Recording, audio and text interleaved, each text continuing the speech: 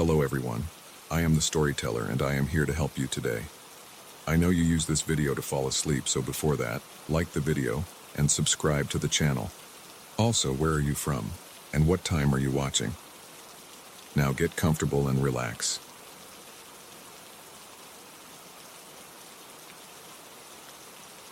I decided to stop sleeping because my insomnia was driving me insane. I'd spent too many nights staring at the ceiling, listening to my own heartbeat, and counting the seconds until morning. No medication helped. No advice from friends did anything. I felt stranded in my own head. So one Monday night I came up with a plan. I was going to force myself to stay awake for as long as I could. I wanted to see what my mind would do when it crossed every normal boundary of rest. I didn't have any big scientific background, but I kept a notepad next to me. I planned to record everything I felt and experienced. I thought it might help me figure out what was wrong. At first it felt like a weird little experiment, but it turned into something that still makes my stomach tighten whenever I think about it. On the first day, I felt restless. I was used to sleepless nights, so missing one night didn't change much. My eyes felt a bit sore, and my legs felt stiff. I tried to keep myself occupied. I wrote a few notes in my notepad. Slight headache, no appetite, eyes itchy. I remember glancing at the clock every hour, expecting to crash at some point, but I never did. My body felt tired, but my mind wouldn't power down. I drank coffee until I felt a dull pain in my abdomen. I paced around my apartment because sitting made my legs tingle. I watched some late-night shows on my phone. Nothing unusual happened. I just felt the same old exhaustion. On the second day, my body started to complain. My eyes burned and my hands trembled. My stomach felt cramped. I drank more coffee, but it made my heart race. My concentration dipped. I noticed I had to read the same sentence 3 or 4 times to make sense of it. I tried to cook a simple meal. I remember staring at the pot on the stove and forgetting why I'd walked into the kitchen. My mind felt like it was short-circuiting. Still, I didn't see or hear anything strange. I just felt that constant prickling sensation in my arms and a dull ache behind my eyes. By the time I reached the third day, I started to regret my plan. My eyelids felt so heavy that I had to hold them open with my fingertips a few times. My limbs felt weak. My mouth tasted bitter. I kept feeling waves of nausea, but I pushed through. I told myself I could manage one more day. Around midnight on that third night, I was sitting on the edge of my bed, tapping my foot on the floor, trying to keep myself alert. I started to notice something odd in the corner of the room. It was like a shadow, but it had a shape that felt out of place. I thought I saw movement. I turned my head and it was gone. At first, I assumed it was just a trick of the light. I had one small lamp on the nightstand, and sometimes it cast weird shapes on the walls, so I shrugged it off. An hour later, I saw it again. It was a dark form near the closet. It seemed to move, but only when I wasn't looking right at it. When I focused on it, it stayed still. I felt a chill on the back of my neck. My heart started to thump harder. I remember swallowing, and my throat felt dry. I asked myself if I was hallucinating. I knew extreme sleep deprivation could cause visual distortions. I tried to shake it off. I wrote in my notepad, "Seeing shadows in corners. Probably just tired." I splashed cold water on my face in the bathroom. My reflection looked gaunt and there were dark circles under my eyes. My hair was messy and my lips looked cracked. I kept blinking, hoping the stinging in my eyes would stop. When I walked back into the bedroom, I felt a slight sense of unease. It felt like the air in the room had changed. It was heavier. My chest felt tight. I didn't see any shadows though, so I tried to distract myself by scrolling through social media on my phone. My hand shook so much that I kept dropping the phone on my lap. Sometime around 3 a.m., I saw movement again. This time it was in the corner by the window. It appeared to be a silhouette, like a person standing still but not solid. My heart hammered. I forced myself to look right at it. The shape faded. That's when I felt a sudden drop in the pit of my stomach. It didn't just vanish the way a normal shadow might. It seemed to shrink and disappear. I remember feeling sweat on my forehead. My breathing was shallow. I kept telling myself that it was an illusion. It had to be. I tried to stand up and prove to myself that I was just scaring myself. But my legs felt shaky and I almost tripped. I sat back down. My hands were clammy. My body felt cold, even though the room wasn't cold. I glanced at the closet door. I felt certain that if I looked long enough, I'd see another silhouette. Part of me wanted to see it because I was angry that my own mind was playing tricks. Another part of me wanted to ignore it. I started to wonder if something else was in there with me. I'd never believed in ghosts or spirits, but lack of sleep messes with logic. My heart was pounding and I was barely breathing. When morning light finally seeped through the blinds, I felt a little calmer. The shadows in my apartment looked normal again. I didn't see any silhouettes while the sun was up. I felt drained, though. My head throbbed, and I couldn't stop yawning. My jaw ached from clenching my teeth. Still, I told myself that I'd keep going. I wanted to reach a point where I had some kind of breakthrough. I thought that if I pushed further, I'd either collapse or find a solution. On the fourth night, I started hearing faint sounds. I was in the living room lying on the couch with all the lights off. I figured total darkness might help me relax. Instead, it made me more alert. I kept hearing soft clicking noises. At first, I thought it was the air conditioner or the pipes in the walls. Then I realized it sounded closer, like it was right behind me. I'd snap my head around and the noise would stop. I got up and paced from the living room to the bedroom, then back again. Every time I moved to a different spot, I heard that faint clicking. My throat was tight and I noticed my sweat had a strange odor. My shirt felt damp around my collar and under my arms. I tried recording a voice note on my phone to document what was happening. My voice sounded strained and I could hear how shaky my breathing was. I spoke in short sentences. Day 4, hearing noises, seeing shadows, need rest. I noticed I was slurring my words. Then in the middle of recording, I saw a silhouette near the front door. I froze. It stayed there. It looked tall and motionless, but I had the impression it was watching me. My phone slipped out of my hand. My stomach churned. I wanted to step closer, but I was scared I might provoke something, even though I kept telling myself it wasn't real. It vanished when I blinked. I walked over to the door and turned on the hallway light. I didn't see anything. My chest felt heavy and my hands wouldn't stop shaking. I tried to drink some water. My mouth was so dry that the water felt harsh against my throat. I scribbled a quick note. Saw silhouette by door. Not sure if hallucination. I dropped my pen and left the notepad on the floor. That fourth night stretched on forever. I heard what sounded like soft footsteps on the carpet. I checked the entire apartment. There was nobody there. My front door was locked. Every time I returned to the living room, I saw those shapes in the corners. They were always at the edge of my vision. Whenever I turned my head, they disappeared. My heart was racing so fast I felt lightheaded. I tried to calm myself by breathing slowly, but I couldn't maintain a steady rhythm. My thoughts were scattered. I felt a stinging sensation in my eyes, and I noticed that my ears were ringing. I opened the window for some fresh air, but the outside world looked hazy. The next morning, I realized I'd managed to lie down for about an hour, but it didn't feel like real sleep. It was more like passing out for a moment. My head pounded. My limbs felt numb. I could hardly keep my eyes open. I dragged myself to the kitchen and made instant oatmeal. It tasted like cardboard. I forced a few spoonfuls down to keep my energy up. I sat at the kitchen table, staring at the wall, trying to process everything. My notepad was nearby, and I saw my handwritten entries. They were messy. Some lines trailed off mid-sentence. Others were just random words. It was clear I was losing my grip on basic tasks. That fifth night, I wanted to quit. My body was at its limit. My face felt hot, and my vision blurred whenever I moved too quickly. But a stubborn part of me kept whispering that I'd come this far.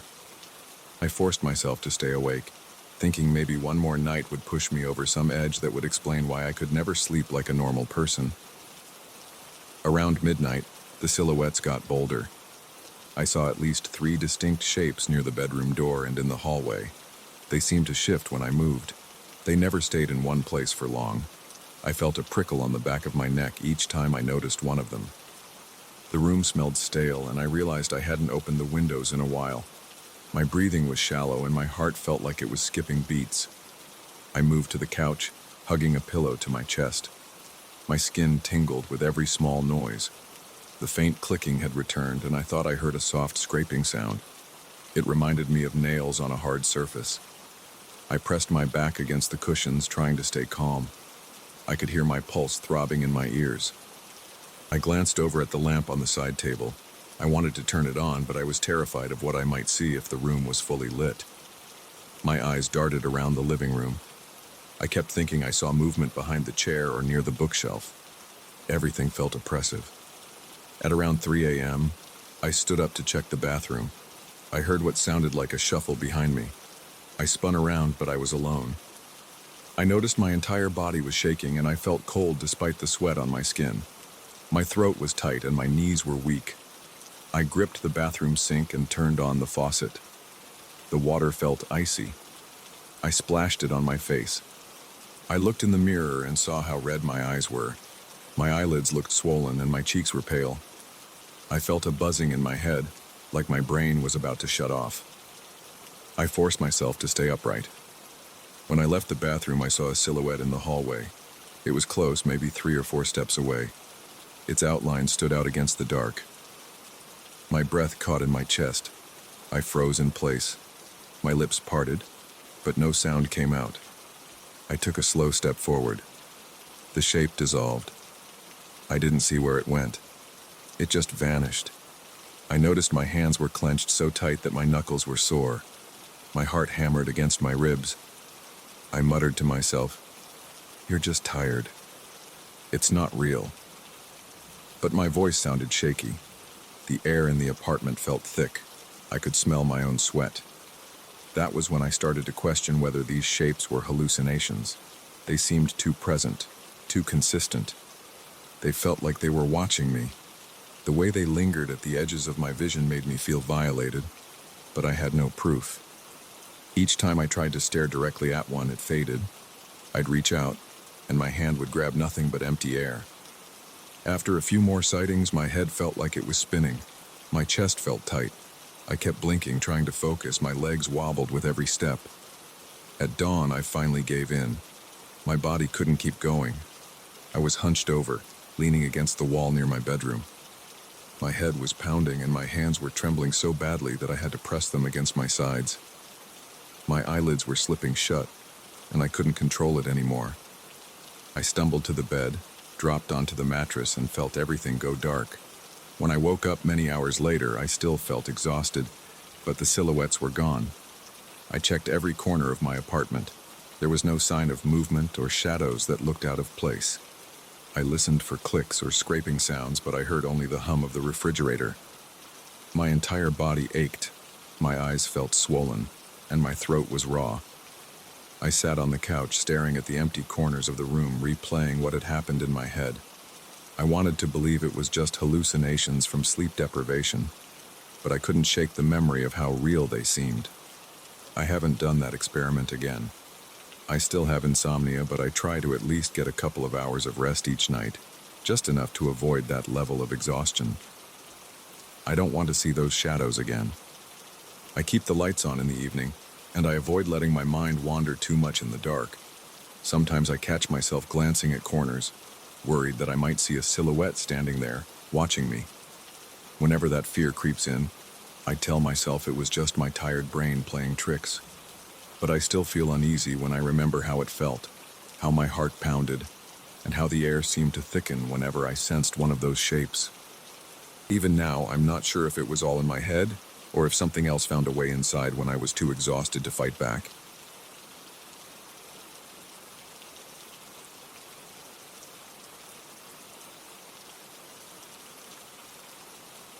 I still remember the moment I stepped inside that old mansion. My heart pounded from the start. I didn't go there to find ghosts or weird noises. I only wanted to record my voice in a big, empty space. I'm a musician, and I'm always looking for new places with unique acoustics. That mansion was over 100 years old, and I'd heard rumors that its halls had an incredible echo. I thought it would be perfect for some vocal experiments. I drove there in the late afternoon. The sky was a dull gray, and the wind felt chilly against my arms. I parked my car outside the rusted gates. The entire property looked abandoned. The gates squeaked when I pushed them open. The front yard was full of tall grass, weeds, and a few broken statues. I felt an odd tension in my stomach, but I tried to ignore it. I walked up to the front door, which looked weathered and warped from decades of rain and neglect. I stepped inside without much effort, since the lock was broken. The large entryway smelled like dust and something stale. My nose itched from the particles in the air. The floor was dark wood, full of scratches and random stains. I stood there for a moment, letting my eyes adjust. I noticed a wide staircase in front of me. The walls were covered in old wallpaper that had peeled off in long strips. The windows above the main door were dirty and let in a faint light. It made everything look gray and lifeless. I took a deep breath and forced myself to relax. I set my backpack down and removed my portable recording device, a small microphone, and my phone. I also carried a portable speaker, but I decided to leave that in the bag for the time being. I wanted to explore the place first. My shoes squeaked against the wooden floor as I made my way through a doorway to the left. There was a large room that might have been a living room or parlor. Dust covered every piece of broken furniture. An old couch lay upside down, and there was a toppled bookshelf in one corner. I cleared my throat to test the acoustics. My voice echoed, but not much. I walked around, clapping my hands to see how the sound carried. I noticed that near the back of the room, the echo seemed more pronounced. I placed my recording device on a small table that stood on 3 legs, the fourth one broken off. It wobbled when I set my equipment down. Then I sang a few notes in a low tone, letting them carry through the empty space. I paused and listened back on my recorder. The effect sounded decent, but not as rich as I wanted. I decided to explore more of the mansion. I climbed the wide staircase in the main hall. Each step creaked under my weight. I moved slowly because I didn't want the wood to break. There was a musty odor on the second floor, stronger than downstairs. The windows up there were cracked, letting in thin drafts of cool air. The hallway stretched to the left and right. Both directions looked dark. I turned on the flashlight on my phone. The walls were lined with closed doors. Some of the doors were missing knobs. A few had large holes in them. I checked the first door on the right. The handle felt stiff. I pushed the door open with my shoulder. It led into a bedroom with a collapsed ceiling. Pieces of wood and plaster lay everywhere. I didn't even step inside. I backed away and tried the next door. This one was easier to open. It was a smaller room, empty, except for a single chair in the corner. The chair looked solid, but I didn't trust it. I coughed because there was a strong smell of mold. I walked inside and repeated the same process. I clapped and listened. The room had a short reverb, nothing too interesting. I left and kept moving. I felt a growing sense of unease. My shoulders were tense, and I kept looking behind me. The hallway was silent except for my footsteps. My breath sounded loud in my ears. Still, I tried to ignore the discomfort and pressed on. Eventually, I found a large room at the end of the hallway. It looked like a ballroom. There were tall windows on one side, all coated with grime.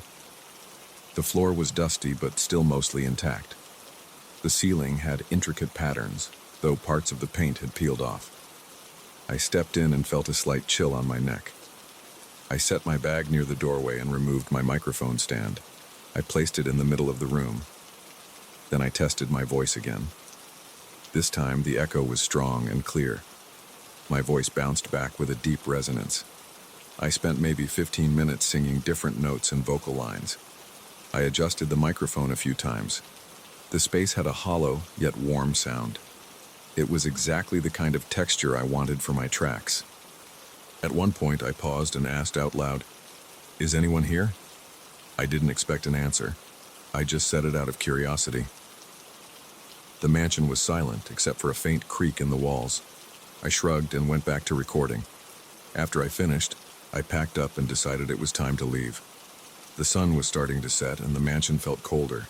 My back and neck were tight and my skin felt clammy. I wasn't actually frightened, but I wasn't comfortable either. It was an old place, and old places can feel heavy. I walked downstairs holding the railing. The wood felt rough. My footsteps sounded louder than before, and I noticed my heart rate had sped up. I reached the ground floor, grabbed my bag, and left through the front door. The air outside felt fresher, but I still had an odd feeling in my chest. I hurried back to my car, tossed my stuff in the trunk, and drove home. That night, I sat in my small home studio. I loaded the recordings onto my computer. I wore my headphones and scanned through the audio files. I was satisfied with most of them. The acoustics in that ballroom were perfect for what I wanted. Then I got to the file where I had asked, "Is anyone here?" I heard my voice echo and then a long silence. I cranked up the volume to check for any subtle room tone. That's when I heard it. A deep, raspy whisper said, "I'm behind you." It was faint, but clear enough to make me freeze. My scalp tingled and a chill ran down my spine. I ripped off my headphones and stared at the screen. My stomach clenched. I could still hear that voice in my head, repeating the words. It was in the recording, and there was no mistaking it. I played it again, this time through my speakers just to be sure. The whisper repeated the same phrase, "I'm behind you." I felt sweat on my forehead. My hands shook. I checked the waveform on my screen. It showed a small spike right after my question. I zoomed in on that section, but it didn't look like any typical audio anomaly. It looked like real speech. I remembered that I hadn't heard anything like that when I was in the mansion. It didn't sound like an echo or a trick of reverb. It sounded like someone answered me. My throat felt tight. My heart pounded so hard that my chest hurt. I tried to stay logical. Maybe it was interference or some weird feedback. But I knew it sounded too human. I kept thinking about the voice. It was low, almost guttural. It didn't sound like anything I had ever recorded before. I started breathing faster. My hands were clammy on the sides of my chair. I felt cornered in my own studio, which was ridiculous, but that was how my body reacted. I hit pause and leaned back in my chair. My eyes darted around my room, checking every dark corner. My studio is small. Just a desk, a computer, some soundproof foam on the walls, and a closed window. I didn't see anything strange, but my brain kept telling me that someone could be standing behind me, just out of sight. I forced myself to stand up and turn on the overhead light. I checked the closet. I opened the door to the hallway. I didn't find anything unusual. I sat down again and replayed the audio. My heart was still racing, but I wanted to be sure. The whisper didn't change. "I'm behind you." It sounded the same every time. I thought about going back to the mansion with better equipment and maybe bringing a friend along, but the idea made my stomach churn. I realized I had no desire to return. The place had given me what I wanted, unique acoustic recordings. That was enough. I stayed up late thinking about the incident. My head buzzed. I couldn't get the voice out of my mind. I tried to watch some random videos online to distract myself, but every few minutes my focus drifted back to that whispered phrase. I didn't feel safe, even though I was in my own home. The next day, I decided to tell a couple of friends about it. They seemed skeptical. One friend said I was probably imagining it or I had picked up radio interference. I didn't argue. I just let them think what they wanted. Deep down, I believed what I heard was real. It was a response to my question. It also felt personal, like something or someone had been there with me. I kept replaying the moment in my head. I saw myself in that ballroom, singing and talking, completely alone. Yet something else had been present. That thought made my legs feel weak. I tried to work on editing the audio, but I felt uneasy every time I approached that track. Hearing the voice again made my stomach tighten. I started skipping that particular file. I couldn't bring myself to delete it, but I didn't want to hear it anymore. I didn't even rename it. It stayed labeled as a random sequence of numbers. Over the next week, I had trouble sleeping. Whenever I closed my eyes, I pictured that empty mansion, I imagined myself standing there, hearing something breathing behind me. I'd wake up in the middle of the night, covered in sweat, certain that I heard a whisper.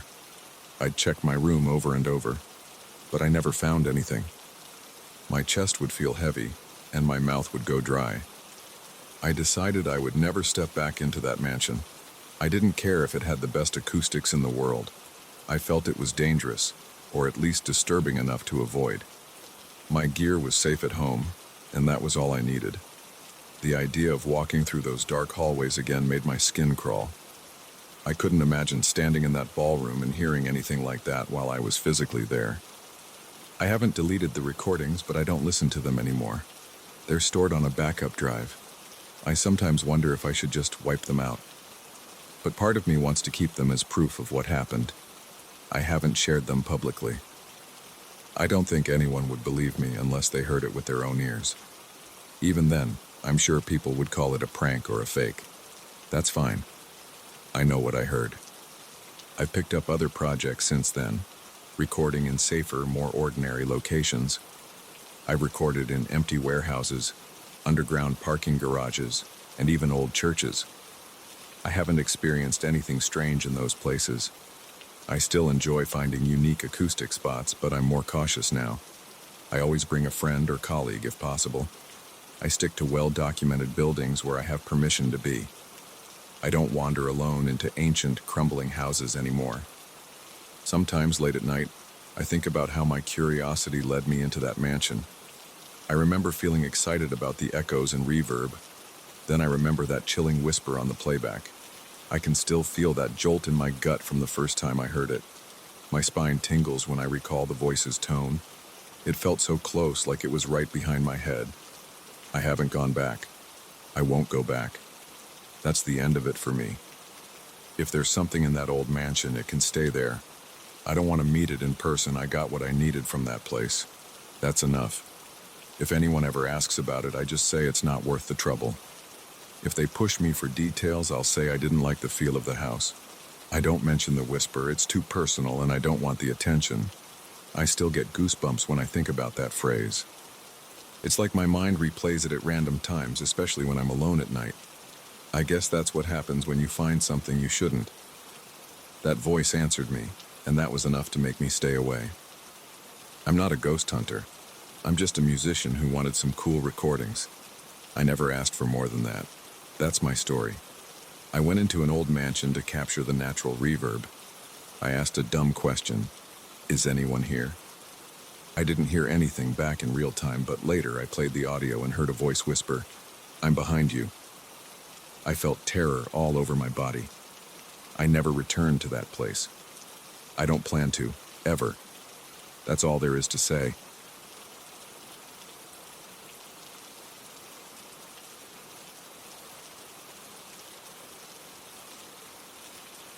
I realized something was off the moment I stepped into that hallway.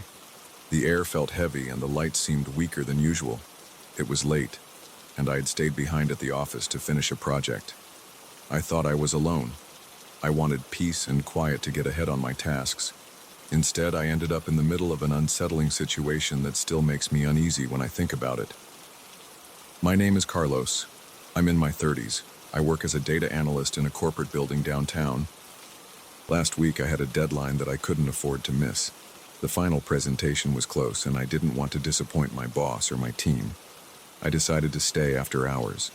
My supervisor and co-workers left around 7:00 p.m. They told me not to push myself too hard. I waved them off and said I'd be fine. I had snacks in my desk drawer, and I knew the coffee machine would keep me awake. My plan was to finish everything before sunrise, then catch a short nap in the break room. I worked through the evening with the door to my office closed. Occasionally, I'd hear the cleaning staff passing by in the hallway, rolling carts and talking in low voices. They finished around 10:00 p.m. I heard them gather their things and leave. After that, the entire floor fell silent except for the hum of the air conditioning. I had my desk lamp on and I typed up spreadsheets and emails. The security guard usually patrols the area around midnight, but he didn't stop by. I assumed he just glanced into the main hallway and saw my lights on. I didn't think much of it. Around 1 a.m., I felt stiff. My shoulders ached from sitting too long. My coffee had gone cold. I got up, stretched, and opened the door to head to the break room. That was when I first noticed the corridor looked different. The overhead lights created a faint flicker that I hadn't noticed before. The hallway felt longer than usual. I frowned and stood in the doorway, trying to figure out if I was just tired. I took a few steps forward, and I felt a cool draft around my ankles. There was a thin layer of mist on the floor. It wasn't a heavy fog, but it moved slowly across the tiles. My shoes caused small swirls in it. I stopped and listened. The air conditioner usually makes a low humming sound, but this was different. I heard a distant whisper, but I couldn't make out the words. I thought it might be the ventilation system acting up, but the sound felt too close. It seemed to come from different spots along the wall. It faded in and out. I glanced behind me. My office door was open, and the lamp was on. The corridor in that direction looked the same, except I could still see a slight haze near the floor. My first thought was that maybe there was a problem with the building's climate control. I decided to check the break room and see if the problem was happening there too. As I walked, the corridor didn't match my expectations. I knew the break room should have been about 50 feet down on the right. Instead, I saw more office doors, all dark inside, and they seemed to stretch out much farther. It looked like a never-ending row of identical doors with the same small nameplates and the same tinted windows. The lights overhead made a low buzzing sound. My chest felt tight and I found it hard to breathe calmly. The corridor felt too large, like it had expanded. I kept walking, but I didn't see the break room door. I stopped again and turned around. My office was gone from sight. I thought maybe I had missed it, so I took a few steps back. The corridor behind me seemed to extend just as far. I felt uneasy. My forehead started to sweat, and my hands felt clammy. I tried to control my breathing. I considered the possibility that I was just exhausted, that my mind was playing tricks on me. I walked back the way I came for about a minute. The hallway stayed the same. The white walls, the grayish floor tiles, the hum of the overhead lights, the faint mist. It didn't change. I decided to go back in the direction of the break room one more time. Right then, I felt a cold breeze push against my back. It wasn't strong, but it nudged me to turn around. I thought I heard a low rumble, like distant thunder coming from far ahead. I remember feeling my stomach tense and my neck muscles tighten. I didn't like the idea of walking deeper into that hallway, but I felt cornered. Every time I tried to move toward my office, I felt this slow, steady current of air pushing me forward. It wasn't violent, but it was persistent. I walked carefully, keeping my eyes on the ground. The mist was still there, sliding across the tiles. As I stepped, I heard soft whispers again. They seemed to come from behind the closed doors. Sometimes they sounded like my name. Other times I couldn't tell what they were saying, just a low, drawn-out murmur. It made my scalp itch. I tried the first door I saw, but the handle wouldn't budge. I tried the next door, and it was the same. It felt like each door was locked from the inside. After several minutes, I noticed an open door on my left. The sign beside it was blank. I leaned in and saw a small storage closet with a single flickering light bulb in the ceiling. There were shelves along the walls with old file boxes. The air smelled musty. My heart pounded, but I stepped inside anyway, hoping there might be a phone or something else I could use. I saw a desk chair pushed into a corner. The seat was ripped and the backrest was dusty. I heard the whispers coming from behind me in the hallway, but when I turned, I saw nothing. I tried to compose myself. I told myself I should check my phone. Maybe I'd get a signal and I could call someone. I pulled out my phone and glanced at the screen. The battery was around 30%. I saw no signal bars at all. That never happens in this building. But there I was with zero reception. My chest felt heavier. I couldn't believe what I was seeing. I closed my eyes for a second and rubbed them, but the phone still showed no service. I pocketed it, frustrated. I decided to return to the corridor. The open door behind me swung shut by itself, making a dull thud. I felt a jolt in my chest. My limbs felt weak. I grabbed the handle and tried to open it again, but it was stuck. I yanked it a few times. The door didn't move. The corridor was quiet except for the buzzing of the lights. The floor still had that shifting mist. My breath sounded loud in my ears. I started walking forward again because going back felt pointless. I lost track of time. The corridor stayed the same length no matter how far I walked. Sometimes I'd see other open doors in the distance, but when I reached them, they were locked. At one point I thought I heard footsteps behind me, but when I turned around, I didn't see anyone. That happened several times. I'd hear slow, deliberate steps and then nothing. My heart raced and my back felt exposed. I started walking faster, hoping I'd hit a corner or a stairwell. After what felt like an hour, I finally saw a different door at the end of the hallway. It was metal with a big red sign that said exit. I felt a flicker of relief because it looked like a proper exit door. The push bar was visible. I hurried to it, ignoring the dull ache in my legs. When I reached it, I pressed down on the bar, expecting to step into the stairwell. The door opened a crack, and a freezing gust of air blew into my face. It felt sharp on my skin. The hinges made a squeak, and I saw darkness on the other side. I tried to step through, but the cold hit me so hard that my eyes teared up. My teeth started chattering. I held the door open with my shoulder and reached my hand into the darkness. I couldn't feel a wall or a floor. It was just emptiness with a howling wind. I pulled my hand back and stared into the pitch-black space, unsure what I was supposed to do. I let the door close and stood there, shivering. The metal surface felt cool against my hand. I felt those whispers again, brushing against my ears, telling me to keep going. My heart pounded. My arms felt tense. I didn't want to step into that void. I turned around to see if the corridor behind me had changed. It looked the same. Endless doors, flickering lights, silent haze on the floor. I tried to reason with myself. Maybe this was some sort of weird dream. Maybe I'd passed out at my desk. I pinched my arm until it hurt. I felt wide awake. I pressed my palm against the wall, feeling the slight texture of the paint. It was real. My eyes stung from exhaustion. My throat was dry. I wondered if I could just wait it out until morning, but I had no sense of time. My watch just showed the same hour. The minute hand barely moved each time I checked. My phone screen looked the same. No signal. The battery was draining, but the time displayed made no sense. It jumped back and forth between 1:02 a.m. and 1:09 a.m.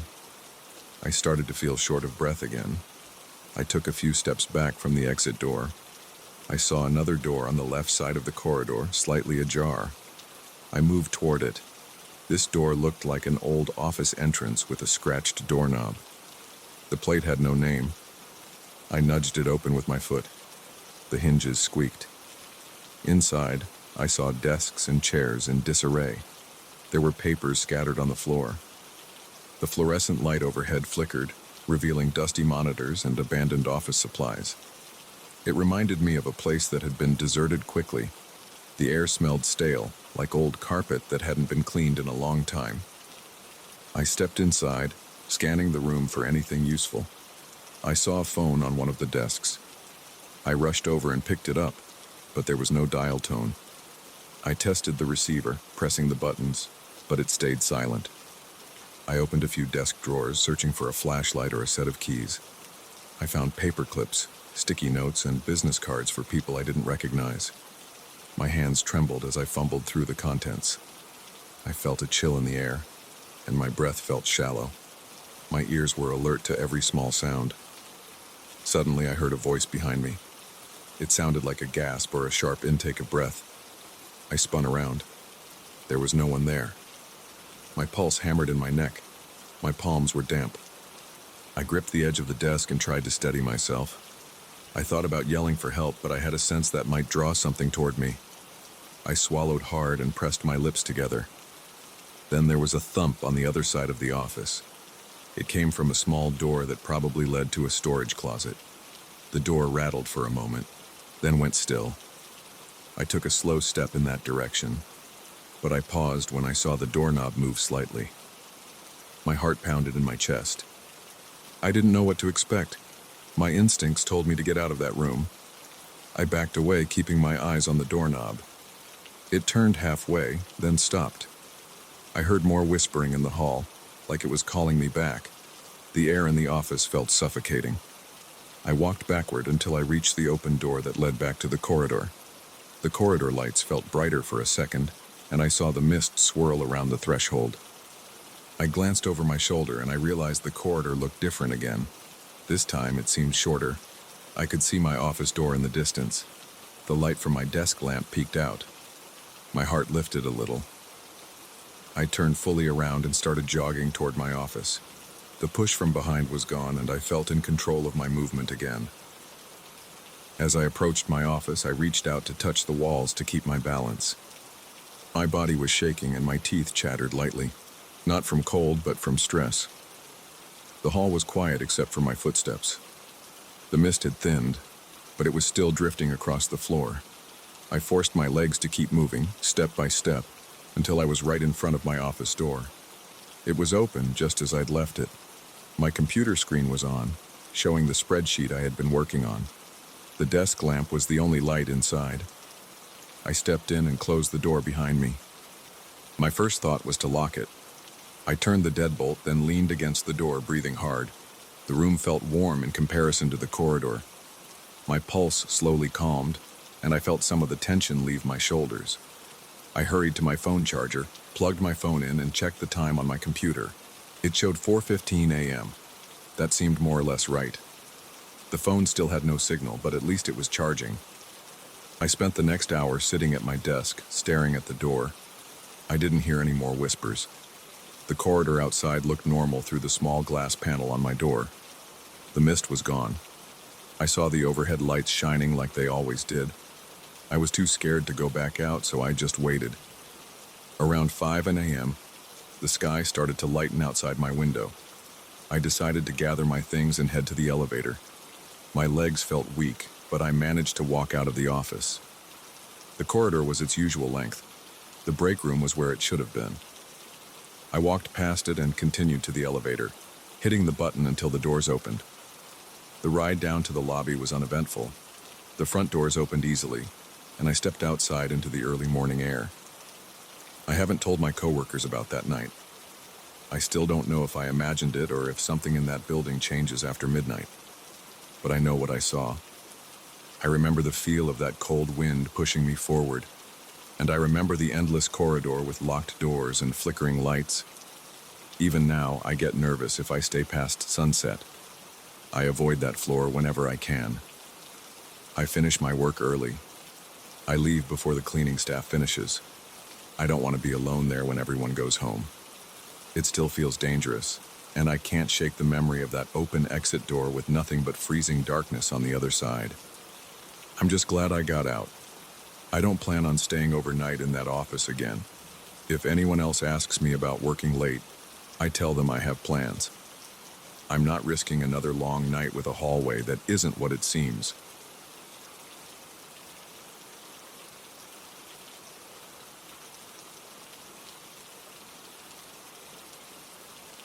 I came here because I wanted peace and quiet.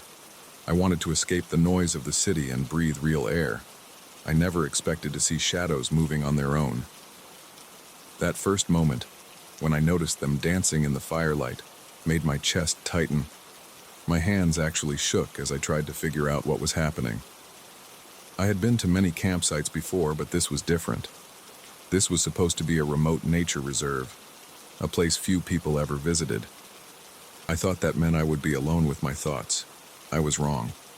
I arrived earlier in the day around mid-morning. The drive took about 4 hours from my apartment in the city.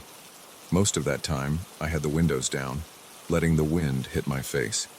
I remember seeing fewer and fewer cars as I got closer to the reserve. At one point, I went almost an hour without passing another vehicle on the road. That made me feel excited. I had a sense of freedom that I only get when I know I'm far from the usual crowds. I parked my car on a small gravel lot near the entrance. There was a wooden sign that looked faded and old. It had the name of the reserve, but no other information. I grabbed my backpack and a duffel bag with my camping gear. I also had a cooler with some food, mostly sandwiches and a few protein bars. The air smelled fresh, without any strong odors or hints of pollution. I took a deep breath, feeling my lungs expand in a way that never happens in the city. It felt good. My shoulders relaxed. I was confident this trip would do me a lot of good. I walked along a narrow trail that cut through thick trees. They were tall, with rough bark. I could see patches of sunlight streaking down through the leaves. The ground was soft and damp. I spotted a few small animals, maybe squirrels or chipmunks, darting between fallen branches. Every so often I heard birds calling out from the treetops. There was a sense of calm all around me. I chose a spot to set up camp near a small clearing. It wasn't an official campsite. There was no sign or fire pit, but the ground was level, and the trees formed a wide circle around it. I liked the privacy. I could see some older footprints, so maybe a few other campers had used this area in the past. I dropped my bag and started unpacking. I had a simple one-person tent, so it didn't take me long to put it up. I hammered the stakes down, double-checked the straps, and unrolled my sleeping bag inside. Then I gathered some rocks to form a circle for a safe fire. That was my plan for nightfall. I always liked the glow of a real fire when camping. After I finished setting up, I took a small walk around the area. I made sure I knew where a nearby stream was so I could collect water. I carried a small filtration pump in my pack. I also wanted to see if there was any sign of other people around. I found nothing that indicated fresh footprints or recent activity. The forest floor showed only animal tracks, mostly deer or raccoon prints. The place felt empty and quiet. The day passed quickly. I did some light exploring, walking through the trees and checking out small paths that forked off from the main trail. I noticed thick patches of moss on some of the rocks. Everything was damp in that shadowy undergrowth. The air had a light chill, but it wasn't uncomfortable. By the time the sun started to go down, I felt pretty tired. I returned to my campsite and got ready to build a fire. I had collected enough kindling, so I set it up inside the ring of rocks and lit it with a lighter. The flames started small, but soon they were big enough to keep me warm. I sat on a small folding chair near my tent. I heated up some instant noodles in a small metal pot over the fire. I noticed the light fading quickly. The sky took on a gray tone that covered the tree line. My only light source was the fire. The flames made the surrounding area flicker with a warm glow, but everything beyond the ring of light was pitch black. I heard crickets chirping. Occasionally, a breeze would pass through the treetops, making the branches creak. I felt comfortable but also slightly uneasy. There's always that moment when it gets so dark that you can't see anything except what's lit up by your lantern or your fire. That's when my nerves prickled a bit. While stirring my noodles, I looked at the trees around me. At first, I didn't notice anything strange. I just saw dark outlines. But then, on one of the trunks, I saw a shadow. It looked odd because it wasn't shaped like a branch or the trunk itself. It had a smoother outline, like a silhouette of a person with hands clasped in front. My stomach tensed up. I blinked a couple times, trying to see if maybe my eyes were playing tricks on me. But the shape remained. The fire crackled, and the shadow seemed to move slightly. I stood up, holding my pot by the handle. I walked a few steps closer. I figured there had to be some explanation. Maybe a branch or root structure was casting a weird form. But the shape shifted, bending at the waist as though it was bowing. My pulse jumped, and I gripped the handle of my pot tighter. I took another step, but the shadow faded when I got too close to the trunk. Then, out of the corner of my eye, I saw another shape on a different tree. I turned and saw something that looked like a silhouette of a person kneeling with arms raised. My chest felt tight again. I retreated to the fire, thinking maybe the dancing flames were creating illusions. My hands were sweating. I put down my pot and wiped my palms on my jeans. I looked around me in a slow circle. There were more shadows. On 3 or 4 different trees, I saw human-like outlines. They had different postures. One had its arms extended, another looked like it was pressing its hands together, and another appeared to be crouching. They all seemed to be in some sort of prayer pose. I felt a cold shock run through my back. It was like a sudden wave of goosebumps. I told myself to calm down. I checked my fire. Thick patches of moss The flames were strong, but they were flickering from side to side because of the light breeze. Every time the flames changed direction, the shadows moved. I realized they weren't stationary. They shifted and swayed as though controlled by something else. The weird part was that they didn't seem to match any objects behind me. I looked for branches or tall grass that could create such shapes. Nothing lined up. It was like these outlines had no real source. I forced myself to sit down and eat. My stomach churned with nerves, but I hadn't eaten much all day. The noodles tasted bland. My mind was too focused on the shapes. Every time I glanced at the tree line, I saw them in different positions. They always stayed away from the direct light, lingering in the darker areas. Whenever I tried to ignore them, I felt this uncomfortable prickle at the back of my neck, like I was being watched. I started to hear rustling sounds behind the trees. It could have been animals, maybe raccoons or small critters moving around, searching for food. But it all blended together with the eerie images I was seeing. I couldn't relax. My heart kept thumping, and my breathing felt shallow. At one point, I stood up and walked around the fire to see if changing my angle would affect the shadows. They seemed to follow the same pattern, always staying just out of reach of direct light. I grabbed my flashlight from my bag. It was a strong one, the kind with a high lumen output. I aimed it at one of the silhouettes. It vanished immediately when the beam touched it. Then, when I moved the flashlight away, it reappeared. It took on the shape of a person with folded arms. That made my scalp feel tight, like all the hairs on the back of my head were standing on end. I told myself, this is just some trick of light. I spoke aloud, because I needed to hear my own voice. It sounded shaky. I tried to stay logical. I looked at the branches overhead, the angle of the moon, and the flickering fire, but none of it seemed to match what I was seeing. I decided to stoke the fire, thinking maybe a stronger flame would get rid of these weird illusions. I gathered more wood from around the clearing, keeping my flashlight on to avoid stepping on anything. While gathering wood, I kept glancing over my shoulder. I saw shadows glide along the tree trunks. They didn't move like normal shadows.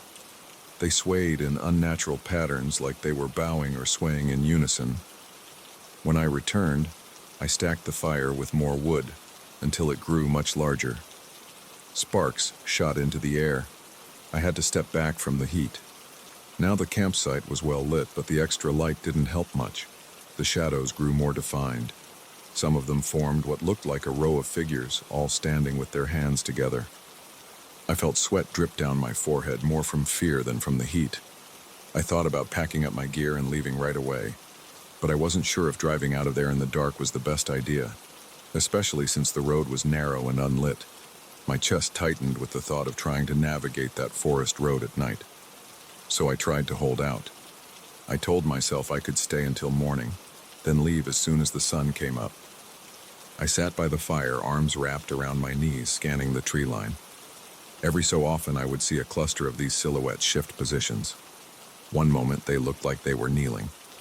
Next moment they were standing with heads bent to the side. I didn't hear any voices, but I felt a pressure in my ears, like the forest was holding its breath. My body's reactions got worse as the night went on.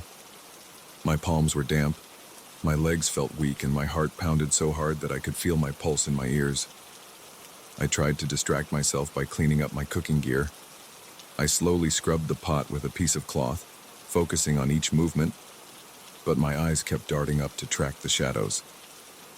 Around midnight, the wind changed direction. I heard a low whistle through the treetops. The fire crackled louder, and embers scattered. The shadows circled around me, always on the edges. It looked like they were getting closer, forming a half ring around the campsite. I could swear I saw outlines of people in hooded shapes, but I knew that was just my brain trying to process those dancing silhouettes. Suddenly, I felt a strong urge to stand up. My legs were shaking, but I managed to get to my feet. I held my flashlight like a weapon and turned in a slow circle. I shouted, "Is anyone out there?" My voice broke on the last word. No answer. I heard only the rustling of leaves and a faint hiss from the fire. My pulse raced. I tried to breathe slowly, counting each inhale and exhale. My skin felt clammy under my jacket. I stayed standing for a long time, pointing the flashlight at the trees. The beams cut through the darkness but revealed nothing solid. The shadows vanished under the direct light. Yet when I swung the beam away, they crept back. My mind started racing. I thought about all the stories people tell about haunted forests or strange rituals. I had always rolled my eyes at those tales, but now I was living something that made no sense to me. Eventually, I moved closer to the tent and zipped it open. I wanted some kind of barrier around me, even if it was just a thin sheet of nylon. I crawled inside and sat on top of my sleeping bag. I left the fire burning outside so the tent interior glowed with an orange hue. I could see the silhouettes through the tent walls flickering and shifting. I tried to block it out, but every time a strong gust of wind hit, the shadows stretched across the material of the tent, showing those eerie shapes again. My heart wouldn't slow down. I checked the time on my phone, a little past 2 a.m. That realization made me feel worse. The night felt endless. I tried to focus on the sound of the crackling fire, telling myself it would keep animals away, telling myself I was still safe. The flickering silhouettes kept dancing. I almost unzipped the tent again to add more wood to the fire, but I was too nervous to face the full force of those shadows outside. My mouth felt dry and I couldn't stop swallowing. My hands trembled when I rubbed them together. I stayed like that, half sitting, half lying, for what felt like hours. My body was tense and my eyes were wide open. I kept waiting for something else to happen, like a voice or a figure stepping forward. But nothing came. It was just those moving shapes on the trees. Sometimes they shifted faster, almost like they were rocking back and forth. Other times they barely moved, standing in a row. A little before dawn, I noticed a slight change in the sky. It was no longer completely black. I unzipped the tent and looked out. The fire had burned down to embers. I could see a faint gray light through the trees. The shadows were still there, but they were softer. They blended with the natural shapes of the forest. My shoulders dropped a bit. I realized I had survived the night, even though my nerves were shot. My eyes stung from lack of sleep. I crawled out of the tent and immediately started putting things away.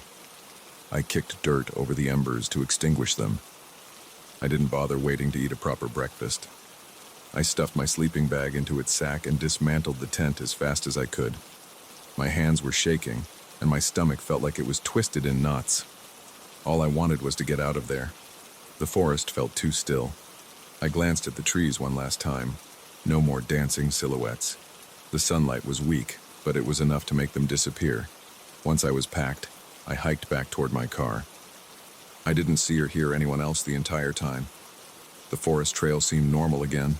I reached the gravel lot, unlocked my car, and loaded my gear. My heart was still racing, but I felt a rush of relief as soon as I turned on the engine. I drove off, leaving that reserve behind me. My mind replayed the images of those shadows.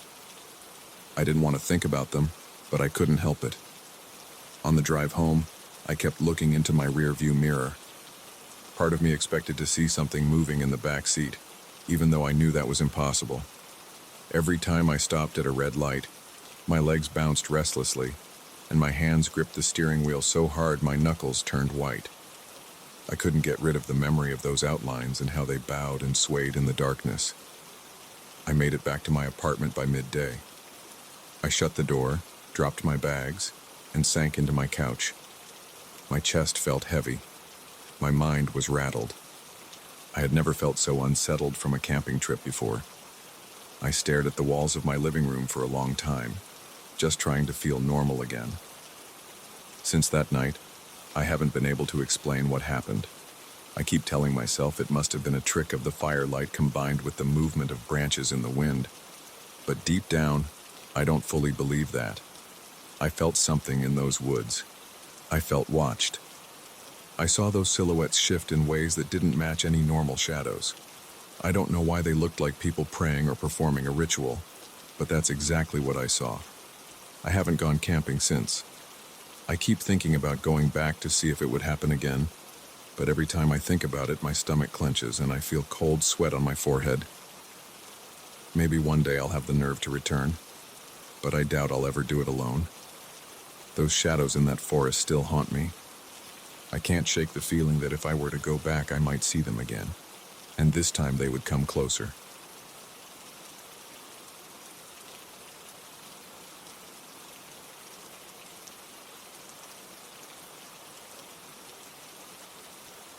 I still feel a tightness in my chest when I think about what happened that day. It started out pretty ordinary.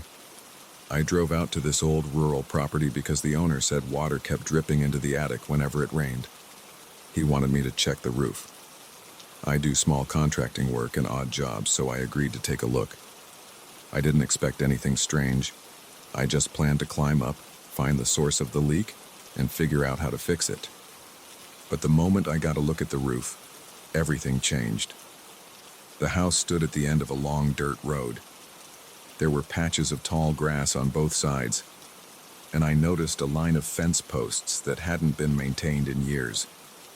The place looked deserted, but the owner told me his family used to live there until a few months ago. They had moved out because they suspected the foundation was getting weak. As soon as I parked my truck and stepped out, I caught a smell of damp wood. The front porch was sagging. Several windows were boarded up. The wind made a low whistle through a broken shutter on the side. I felt uneasy, but I brushed it off. I told myself I was there to check a roof and nothing else. I walked around the side of the house to find a good entry point. The owner had warned me the inside was cluttered with old furniture and tools, so I might have trouble getting to the attic from indoors. He suggested using the skylight on the second floor. I grabbed my flashlight, a small tool bag, and started looking for a safe way up. There was a wide set of rickety stairs leading to the second floor. When I stepped inside the house, the smell of mold and dust got stronger. My boots echoed on the warped floorboards. I paused every few steps to make sure they wouldn't give out. The hallway was dim. I only saw streaks of sunlight poking through cracks in the walls and the edges of boarded windows. I found the door to what looked like an old storage room. There were shelves knocked over, and I saw piles of magazines, empty jars, and some rusted metal parts on the floor. I was glad I had my flashlight because there were no working lights in that place. After some searching, I spotted a hatch in the ceiling that seemed to lead to the attic, but the shape of it looked too small to climb through. The owner's instructions mentioned a skylight in the upstairs hallway that opened onto the roof, so I decided to find that instead. The second floor corridor was in bad shape. The wallpaper was peeling. A few of the doors were missing. There was a flicker of daylight at the far end, and I realized that must be the skylight. When I reached it, I saw a small wooden ladder leaning against the wall. It looked old, but still sturdy enough. I leaned my weight on the bottom step, and it didn't break, so I climbed. My heart was pounding harder than usual. I tried to tell myself it was just the stress of being in an old, musty house that might collapse if I wasn't careful. But a small voice in my head said I felt uneasy for another reason. Something about the silence in that place unsettled me. I reached the top of the ladder and popped my head through the skylight. Outside, I could see most of the roof. It was covered in dry leaves, some branches, and a few cracked tiles near the chimney. The sky was gray, but it wasn't raining. A breeze blew across the top of the house. I lifted myself up until my shoulders were level with the roof, trying to get a better look at the chimney area. My plan was to walk over there and check if any tiles were loose or if mortar had crumbled around the chimney base. That's when I saw the figure. At first, it was just a shape. It looked like someone crouching near the chimney. The person's body was mostly hidden behind it, but I could see a head and shoulders. I stopped moving and held my breath. I remember thinking, why is someone up here? I expected maybe a squatter or another contractor, but the way the figure stayed still made my stomach clench. I tried to focus my eyes, but I couldn't make out any facial details except these pale, almost colorless eyes staring right at me. They were fixed on my face.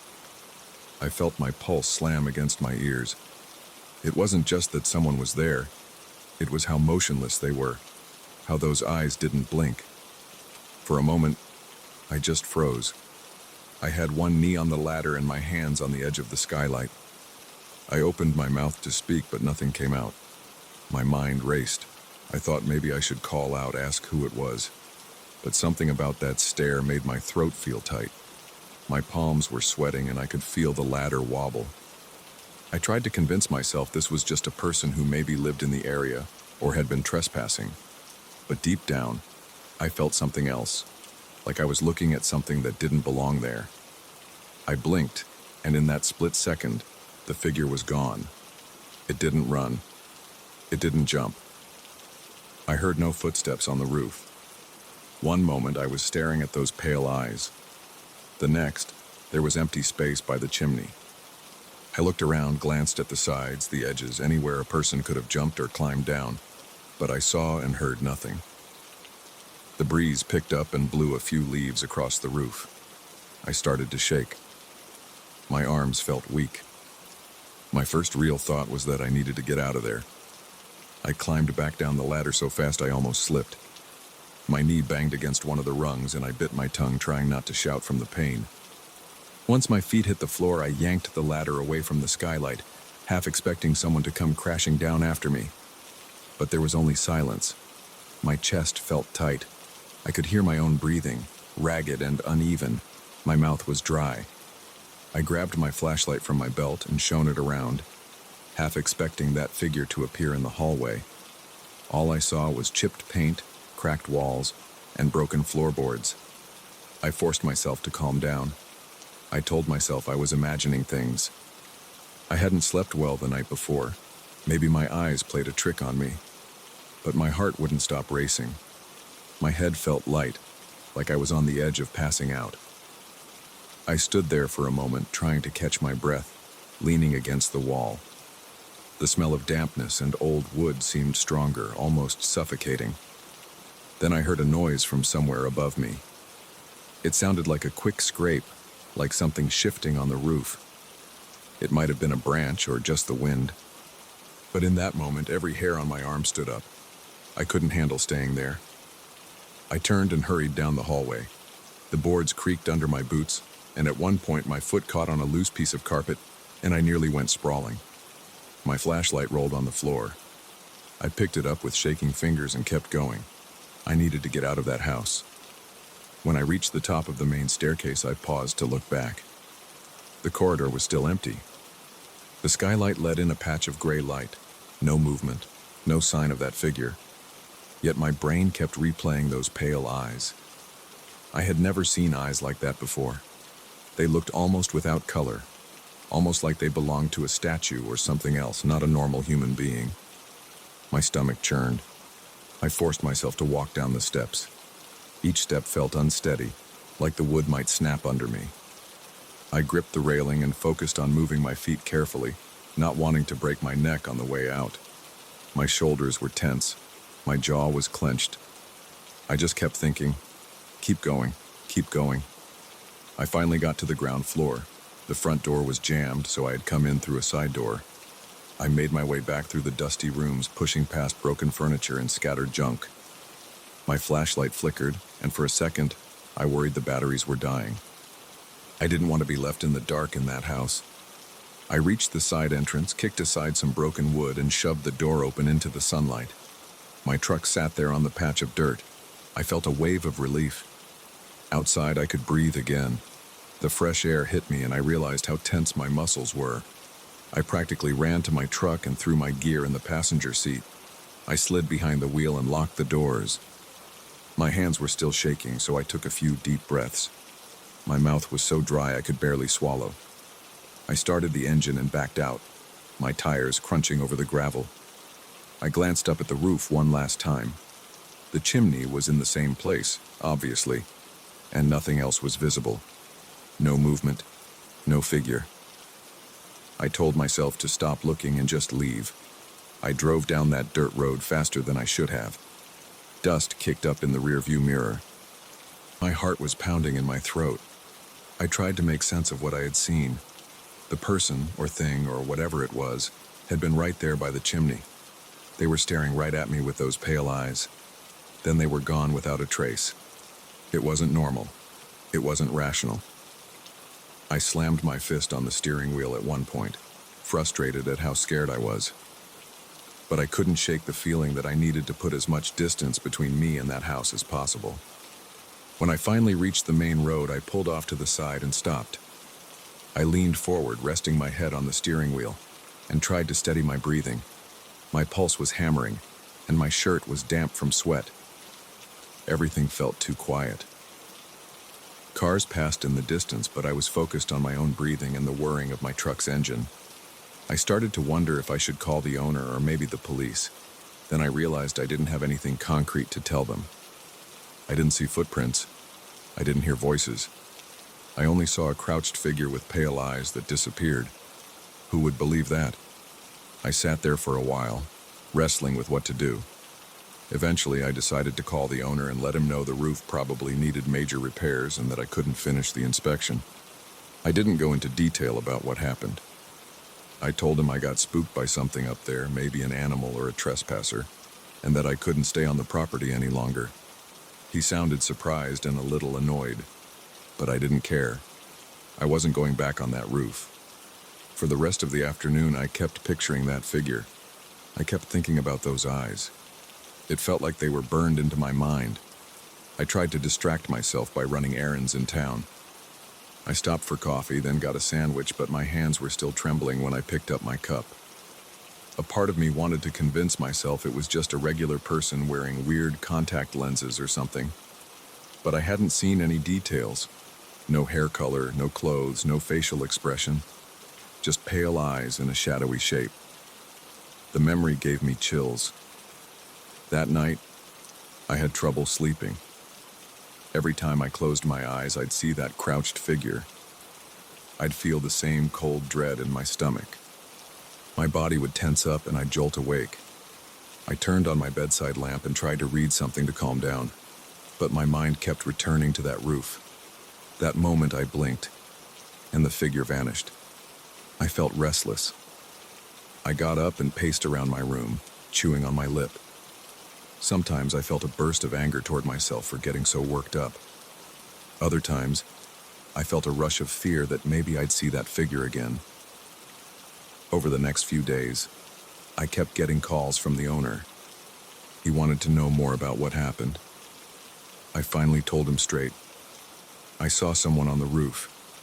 They disappeared, and I got scared. That's all there was to it. I suggested he hire someone else to check the leak. He tried to ask if it might have been a thief or a drifter. I said maybe, but I wasn't sure. I knew what I saw, and it didn't make any sense. He didn't push me after that. I guess he realized I wasn't going back there no matter how much he offered. I still feel uneasy thinking about that old house.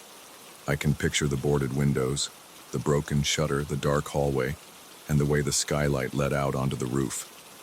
I keep asking myself if there was some trick of the light, or if my mind was playing games. But my gut tells me there was something up there, something real enough to stare me in the eyes and vanish without a sound. That kind of thing stays with you. It's been a while now, and I haven't told many people about it. Most folks would laugh or call me crazy, but I know what I felt. I know how my body reacted. That kind of fear doesn't come from nowhere. I haven't set foot on that property again, and I don't plan to. The memory alone is enough to give me chills. Sometimes, when I'm doing other jobs, I catch myself glancing over my shoulder if I hear a noise. My hands go clammy, and my pulse jumps. I remind myself I'm just being paranoid. Still, I'd rather be safe than sorry. Whatever I saw, I don't want to see it again. If anyone else wants to go check that roof, they can do it without me. I'm done with that place, and I'm fine with never finding out what or who I really saw there.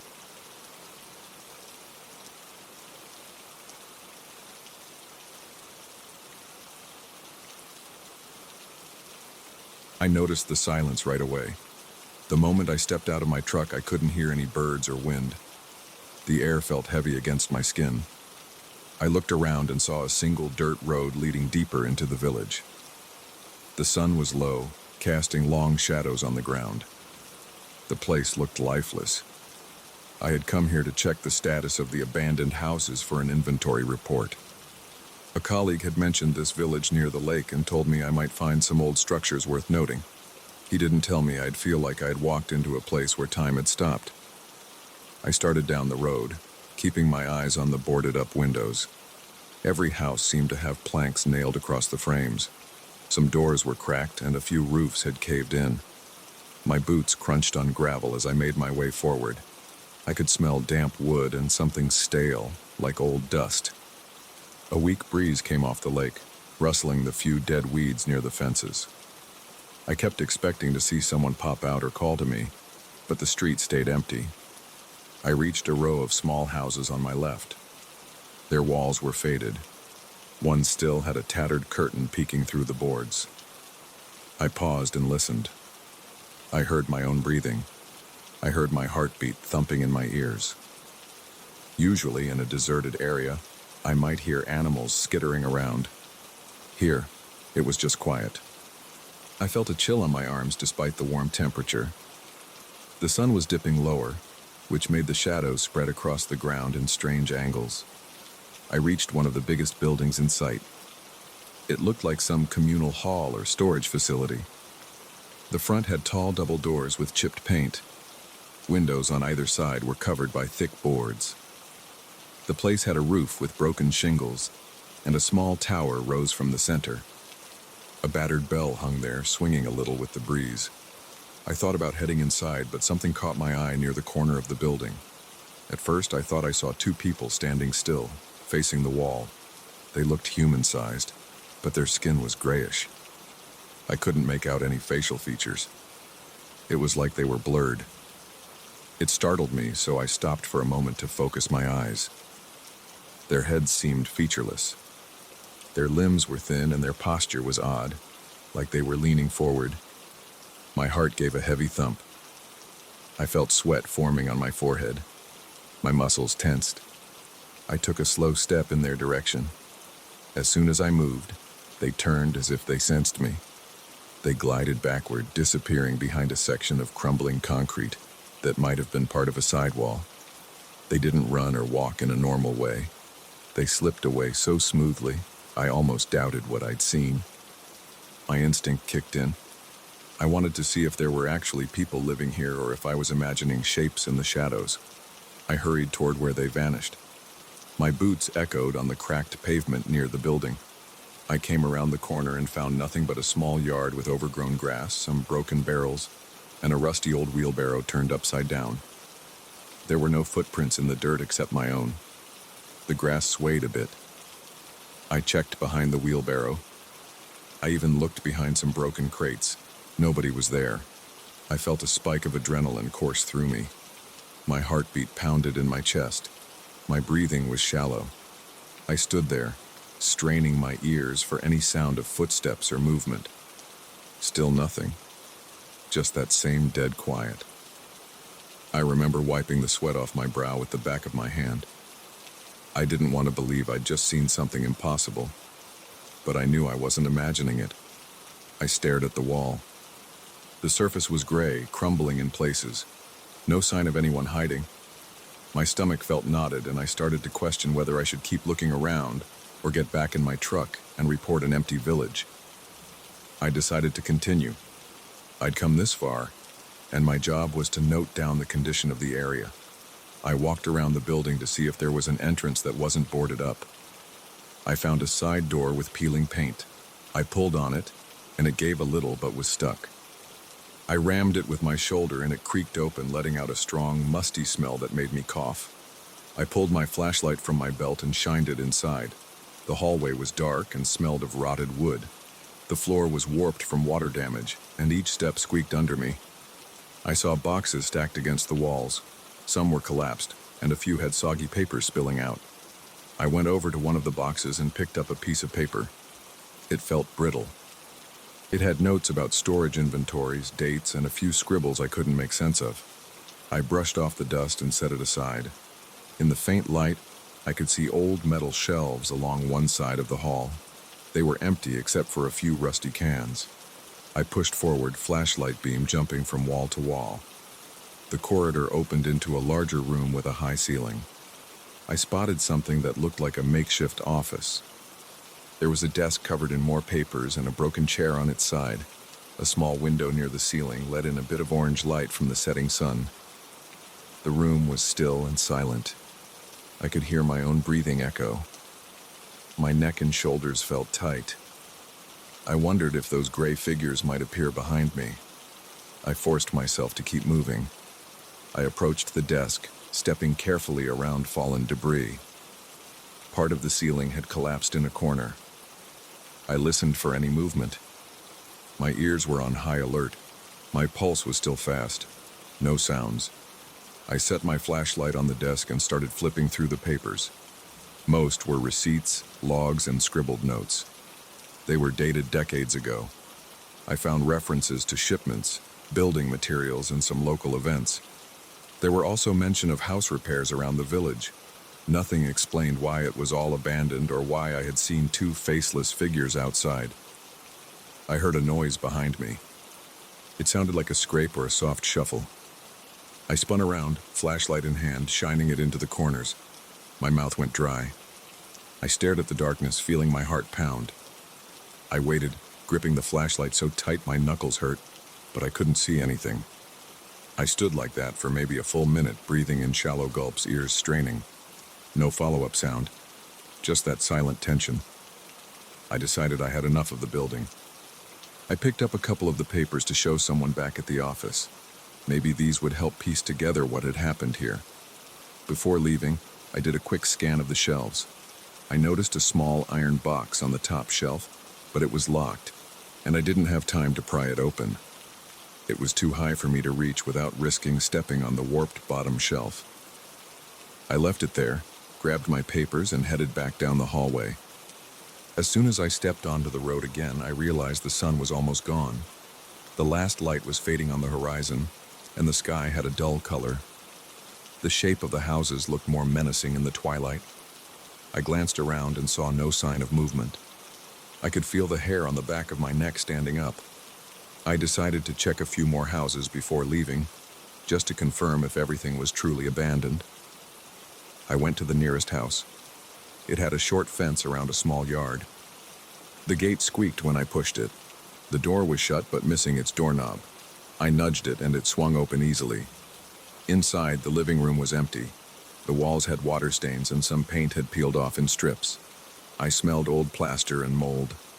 I noticed a pile of rags near the corner, maybe a makeshift bed.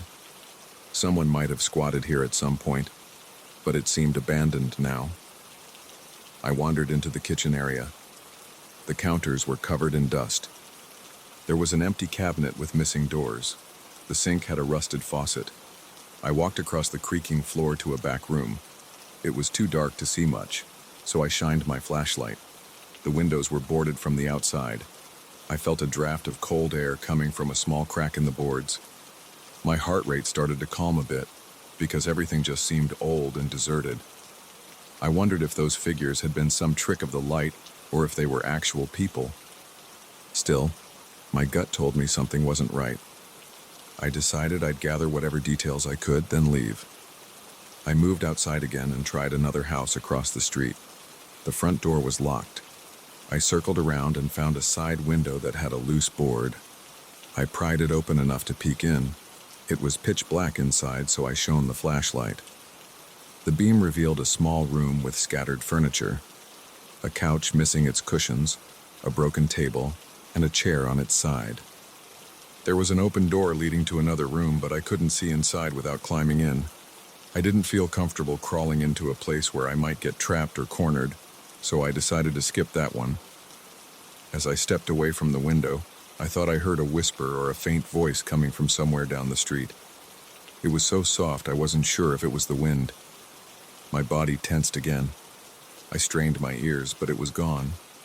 I checked my phone for signal, but I had no service. The battery icon was still okay, but that didn't help if I couldn't connect. I looked at the darkening sky and knew I didn't have much daylight left. I sighed and decided to head back toward my truck. On the walk back, I glanced over my shoulder every few steps. My palms felt clammy. My breathing came in quick bursts. Every boarded window seemed like it was watching me. Every empty yard looked like it could hide something. I sped up, wanting to reach the truck before total darkness. My pulse hammered in my head. I thought about those two gray figures. Why did they have no faces? Were they even people? Or was there some weird reflection of light? I tried to force that thought out, telling myself I was just spooked by an empty town and the dim lighting. When I got to my truck, I fumbled for my keys. I threw my notes on the passenger seat and took one last look at the road behind me. I don't know what I expected. Maybe I thought I would see them again, standing in the middle of the street staring at me. But the street was empty. I climbed in and started the engine. The sound of it felt comforting. My headlights lit up the houses as I turned the truck around. For a split second, I thought I saw a gray figure in the beam of my right headlight, but it could have been a shadow from a fence post. I didn't stop to check. I drove away, my hands tight on the wheel. The narrow road was bumpy, and the truck rattled as it moved over the uneven ground. The sky was growing darker with every minute. I kept glancing in the rearview mirror, half expecting to see something trailing behind me. My mouth was dry and my mind was racing. I wanted to put as many miles as possible between me and that village. I told myself I would come back in the daytime, maybe with more people, so I wouldn't be alone. For now, I had enough information for a preliminary report. Empty houses, boarded-up windows, signs of past habitation, and that strange building with an office full of old paperwork. I was still thinking about the iron box I left on that shelf. Part of me wanted to know what was inside, but I wasn't about to risk staying there any longer. I reached the main road and breathed a little easier. I could see the faint glow of streetlights in the distance. My heart was still pounding, but I felt relief creeping in. I told myself that once I got home, I'd organize the notes and try to figure out who owned that property and why it was left to rot. Maybe there was a simple explanation for the entire village being deserted. Maybe it had to do with zoning issues or some economic collapse. But those faceless figures didn't fit into any logical scenario I could think of. I passed the lake on my left. The water looked dark and still. A few small waves lapped at the shore. I caught a glimpse of the moon's reflection on the surface. I thought about the breeze earlier, the one that carried the scent of stagnant water through the empty streets. I realized I hadn't heard any birds or frogs near the lake. It all felt wrong. At that moment, I shivered. The hair on my arm stood up again. My shoulders were tense and my lower back ached from how rigid I'd been since I arrived. I gripped the wheel tighter, pressing my foot on the gas. I just wanted to be out of that area. The truck bumped along the road as I tried to put distance behind me. My headlights cut a path in the dark, revealing nothing but empty fields and the occasional tree. Every once in a while, I glanced in the mirror, feeling paranoid. Eventually, I merged onto a more familiar road with a single dim streetlight. I rolled down the window to get some fresh air. The outside breeze felt cool against my face, but I still couldn't relax. I didn't want to dwell on the sight of those gray figures. I kept cycling through possibilities. Maybe squatters wearing some kind of protective suits, or illusions caused by shadows. But it didn't make sense how they moved or how they vanished without a trace. Every time I tried to rationalize it, my stomach twisted. By the time I reached a small convenience store on the outskirts of the next town, I pulled over. I parked under the bright lights and felt a wave of relief. I sat there for a moment, letting myself breathe. My body felt drained, like I had run a marathon. I stepped out and stretched my legs. A few moths fluttered around the overhead lamps. I couldn't get the image of those blank faces out of my head. I rubbed my eyes and checked my phone again. Still no service. Maybe the area was just a dead zone. I got back in the truck and stared through the windshield. The light above me was buzzing softly. I looked at the folder of papers on the passenger seat. My boss would want a full report, but how could I explain the part about the figures without sounding like I was losing it? I decided I would keep it factual. The place is abandoned, houses are boarded up. No signs of recent habitation except for some old rags here and there. I wouldn't mention the strange sightings. At least, not until I had more evidence. Right then, I just wanted to get home and shake off the feeling of that silent village. I turned the key again, pulled out of the parking lot, and headed toward the highway. As I drove, I kept glancing at the shadows on the side of the road. I listened for any strange sounds, but all I heard was the hum of my engine. The tension in my shoulders started to ease, but the memory was still fresh. I felt like I needed a shower, some food, and a good night's sleep. I wasn't sure if I'd have nightmares or if I'd just pass out from exhaustion. One thing was clear.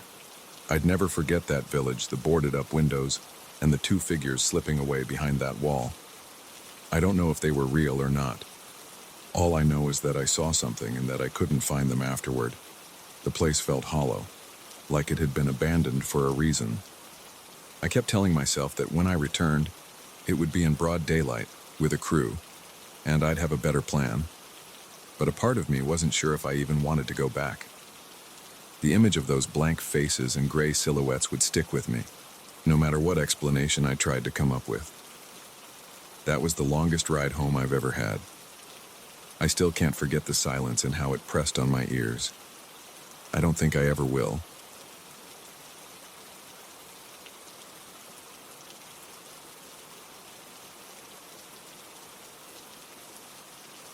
I'll be straight about this. I live in an old building with thick walls and narrow corridors. Most tenants keep to themselves, and I've always done the same.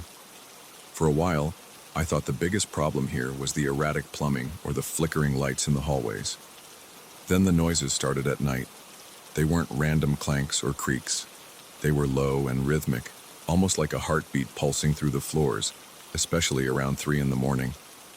I tried to ignore it at first, but it got under my skin. It made me feel watched even when I was alone in my living room. 2 nights ago, I decided I'd had enough.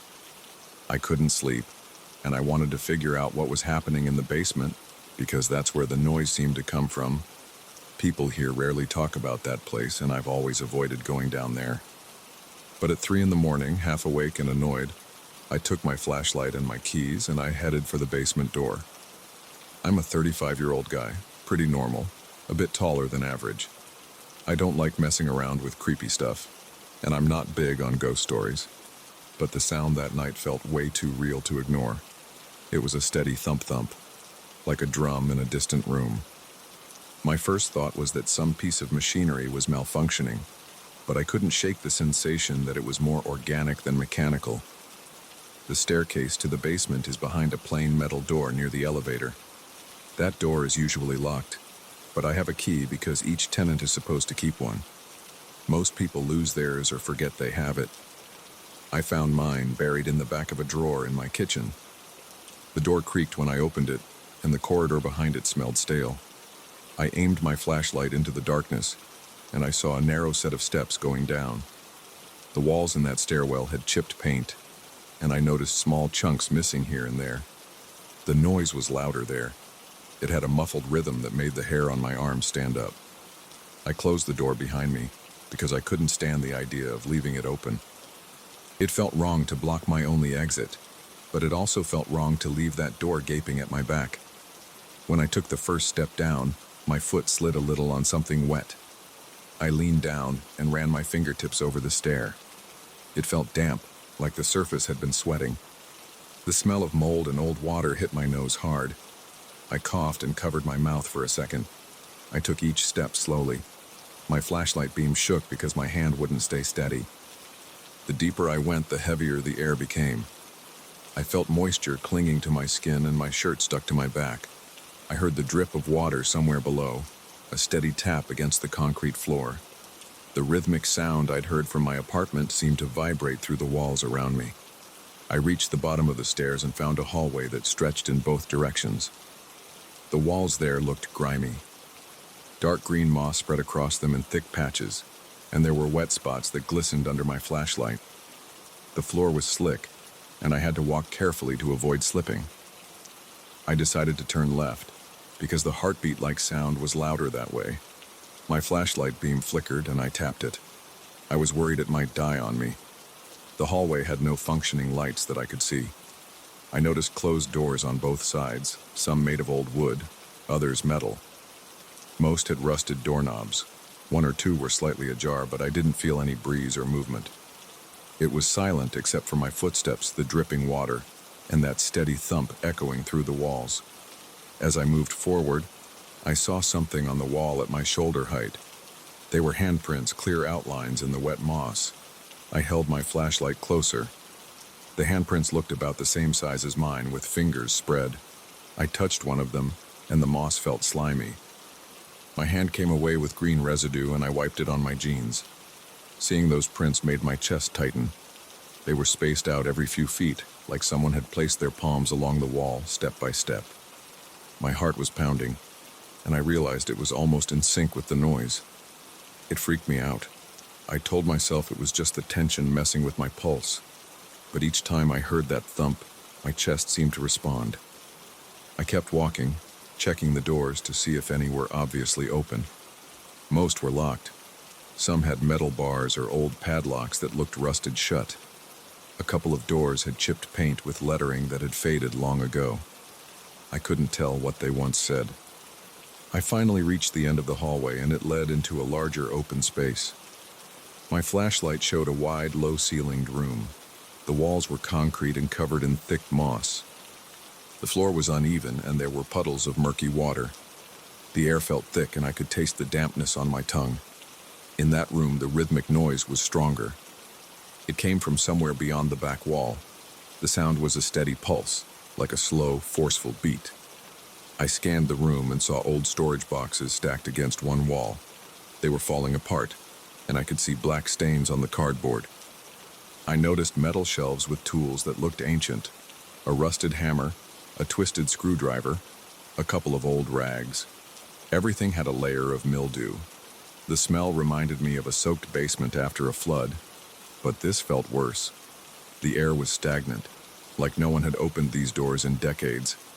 I stepped farther into the room. My foot splashed in a small puddle. The water was cold and soaked through my sneaker. I felt my toes curl inside the shoe, and it made me grit my teeth.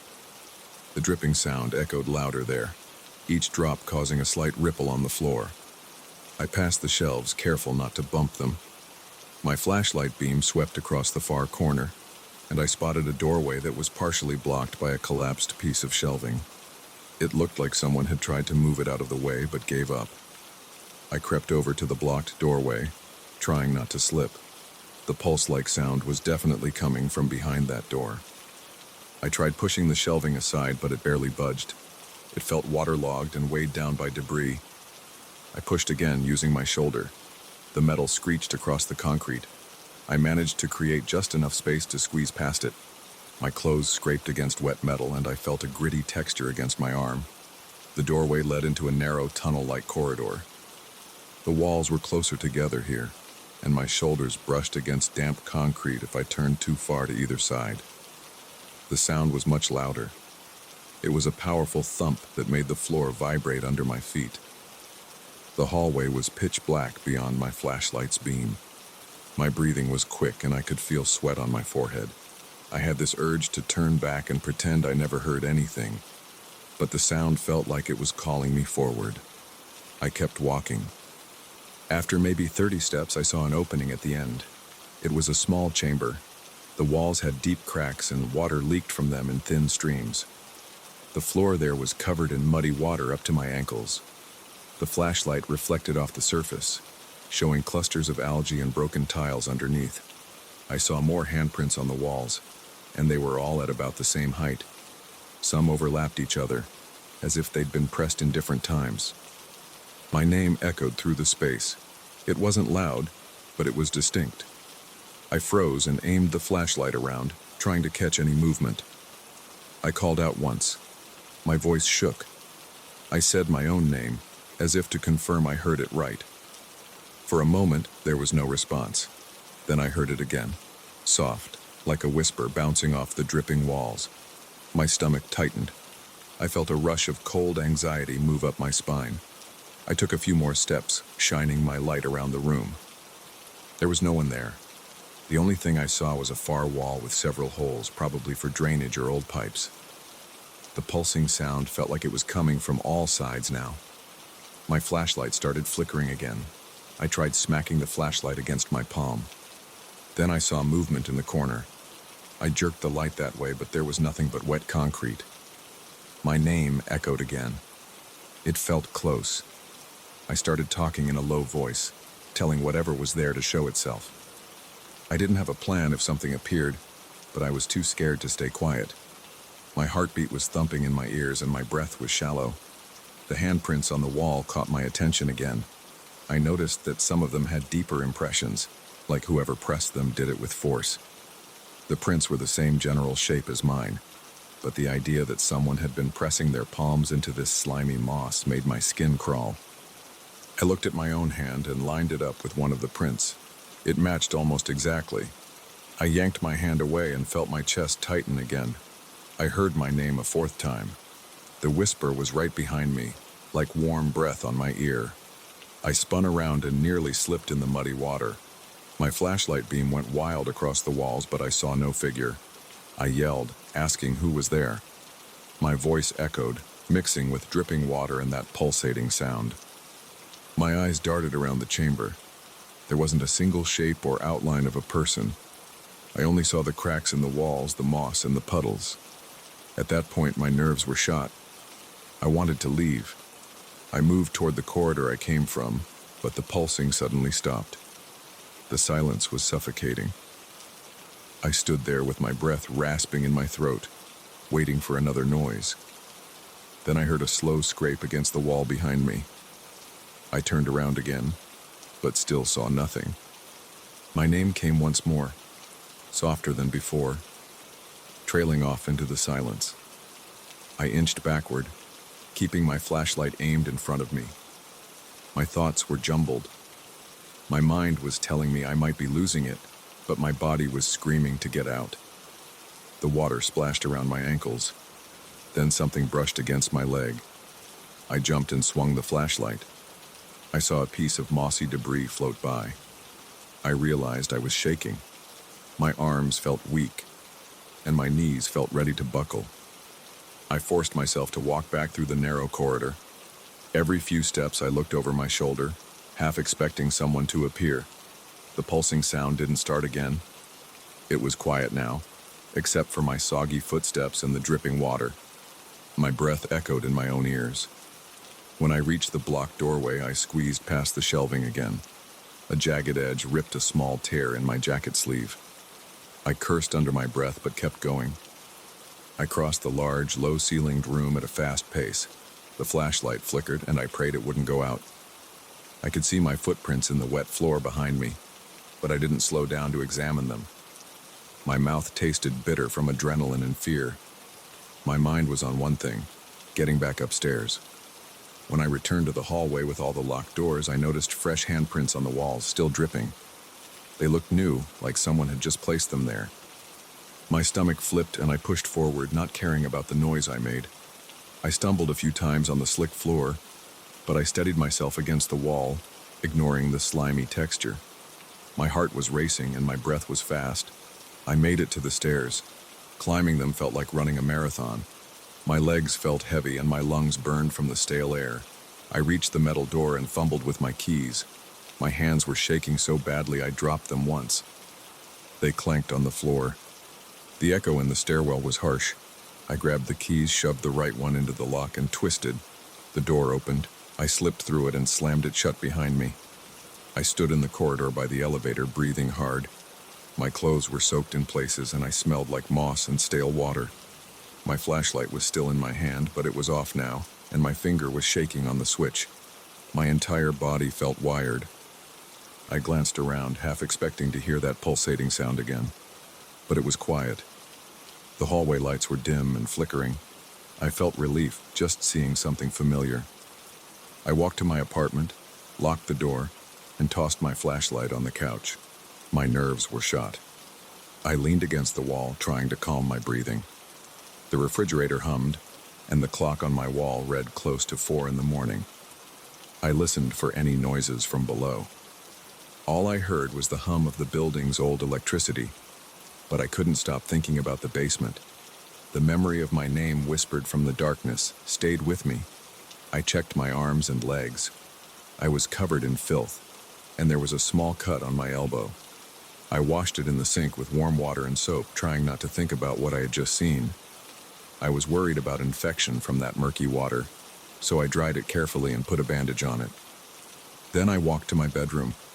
I sat on the edge of my bed, not bothering to change my jeans or jacket. My windows faced the street, and I could see the faint glow of the streetlights. I stayed there, listening, waiting for any sign of that pulse starting again. It didn't. Eventually, the exhaustion set in. I didn't sleep much the rest of that night. The next day, I tried to act normal, but I felt off. I kept thinking about those mossy walls, the footprints in the muddy water, the blocked doorway, and the way my name echoed in the dark. I don't understand how it happened, and I don't know who or what I expected to find there. But I know I'm not going back in a hurry. Something down there called to me and I answered, even though I found nothing but more questions. I've been listening for the noise again. So far, I haven't heard it, but I'm on edge. I keep the basement key in my pocket. I'm not sure if I plan to throw it away or hold on to it in case the pulsing sound returns. For now, I'm just trying to keep my routine. I turn up the TV volume at night. I leave a lamp on in the living room, but I can't shake the feeling that the basement isn't done with me. And if I ever hear that steady thump-thump again, I'm not sure I'll have the courage to ignore it.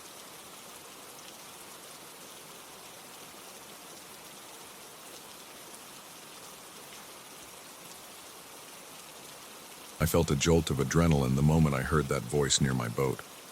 I'd been out at sea for several days and everything had been quiet, just the usual sounds of water shifting against the hull and my own footsteps on the deck.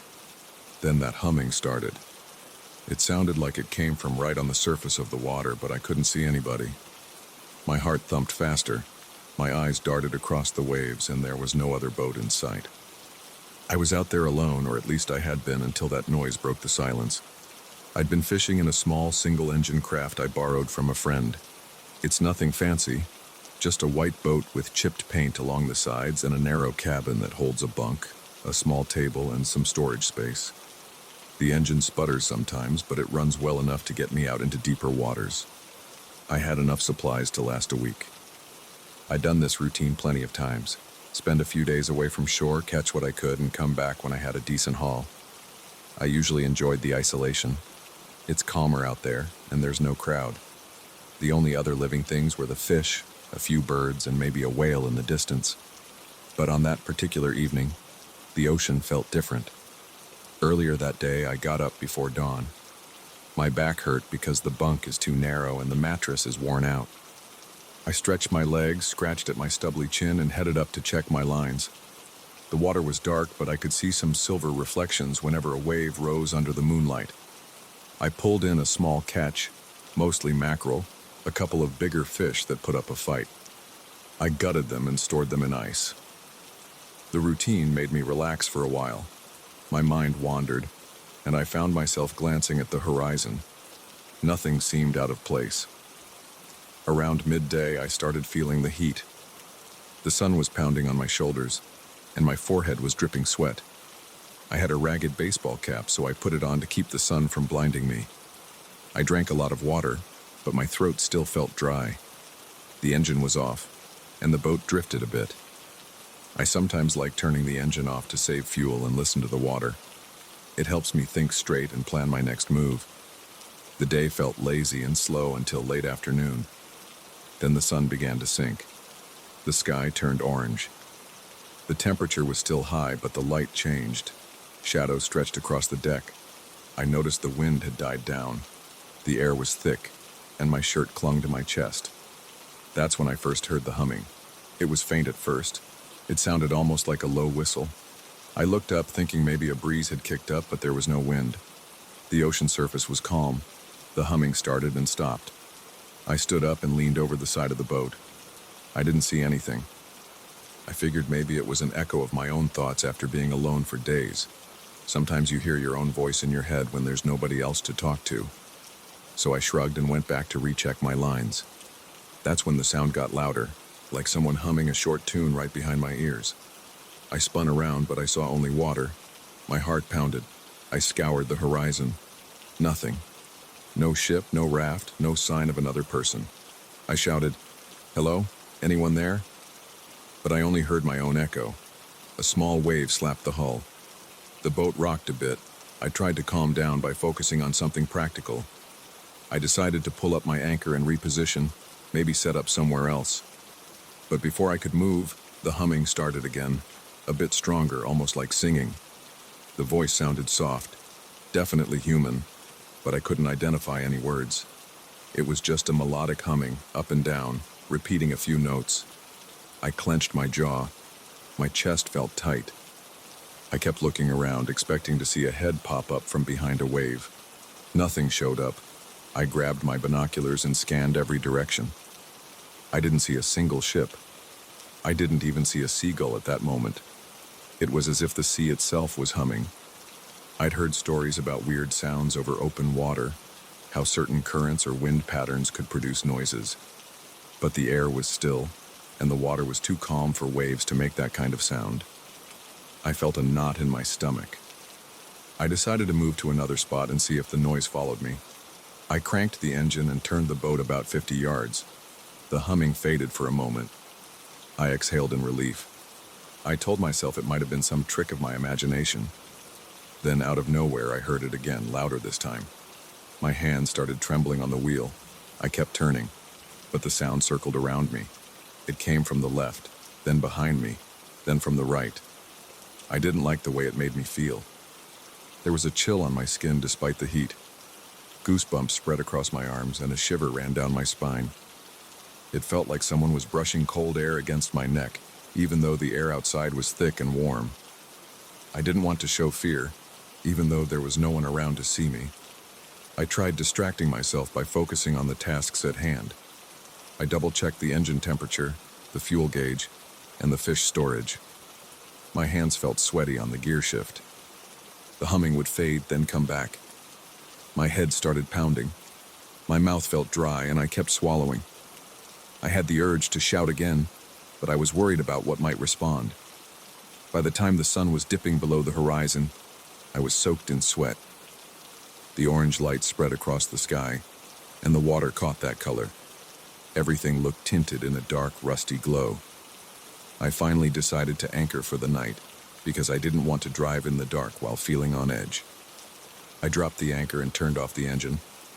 The humming faded for a while. My ears started ringing from the silence. I forced myself to eat some crackers and canned tuna. I could barely taste anything. My jaw stayed tight, and my tongue felt thick. I forced the food down and drank some water. The meal did nothing to calm my nerves. Darkness settled in, and the stars came out. Usually I find that comforting because I can navigate by the brightest stars if my instruments fail. But this time they felt distant, and the sky seemed bigger than usual. The boat creaked as it swayed in gentle waves. I scanned the horizon again. Still no lights, no other boats. I set my radio to different channels, listening for chatter. It was just static and occasional faint signals I couldn't understand. I switched it off and sat quietly in the cabin, trying to breathe slowly. The inside of the boat was cramped, and the single light bulb above my head buzzed. I felt claustrophobic, so I stepped outside to get some fresh air. That's when I heard the humming again. It came from behind the boat this time. I whipped around. My pulse hammered in my ears. I walked to the railing, leaned over, and stared down at the water. I saw nothing. The surface was dark, with a bit of reflection from the moonlight. My breath got shallow. I forced myself to inhale through my nose and exhale through my mouth. I gripped the railing with both hands, trying to ground myself. I said, "Stop, this isn't real," under my breath. But it didn't stop. The singing rose in volume, a gentle tune but impossible to ignore. It moved to my left, then to my right. My head spun. I felt a stab of panic in my chest. I pictured the possibility of someone swimming around, messing with me. But how could they stay hidden? There wasn't any splash or shadow. The water looked empty. I started pacing across the deck. My stomach churned. My eyes burned from staring into the darkness. Sweat trickled down my forehead. I wiped it away, but it kept coming. I pulled out a flashlight and shone it across the surface. The beam of light caught little specks of foam and small ripples, but no silhouette, no hand, no face. The humming persisted.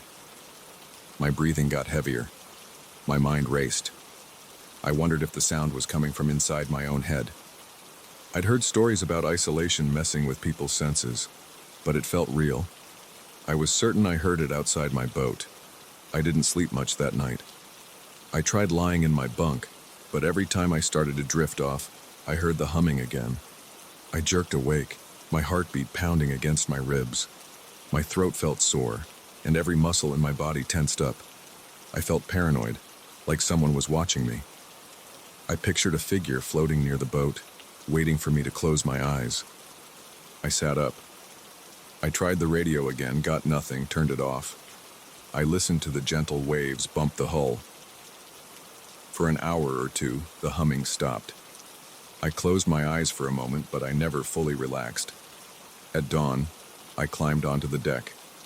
My legs felt shaky. I had a headache from lack of sleep. The morning light usually helps me clear my head, but I still felt uneasy. I started the engine to move to a different area. Maybe the water over there would be different. Maybe I'd get a stronger radio signal. The boat rumbled to life, and I steered east. The sea had a light chop. The sun peaked above the horizon, shining on the waves.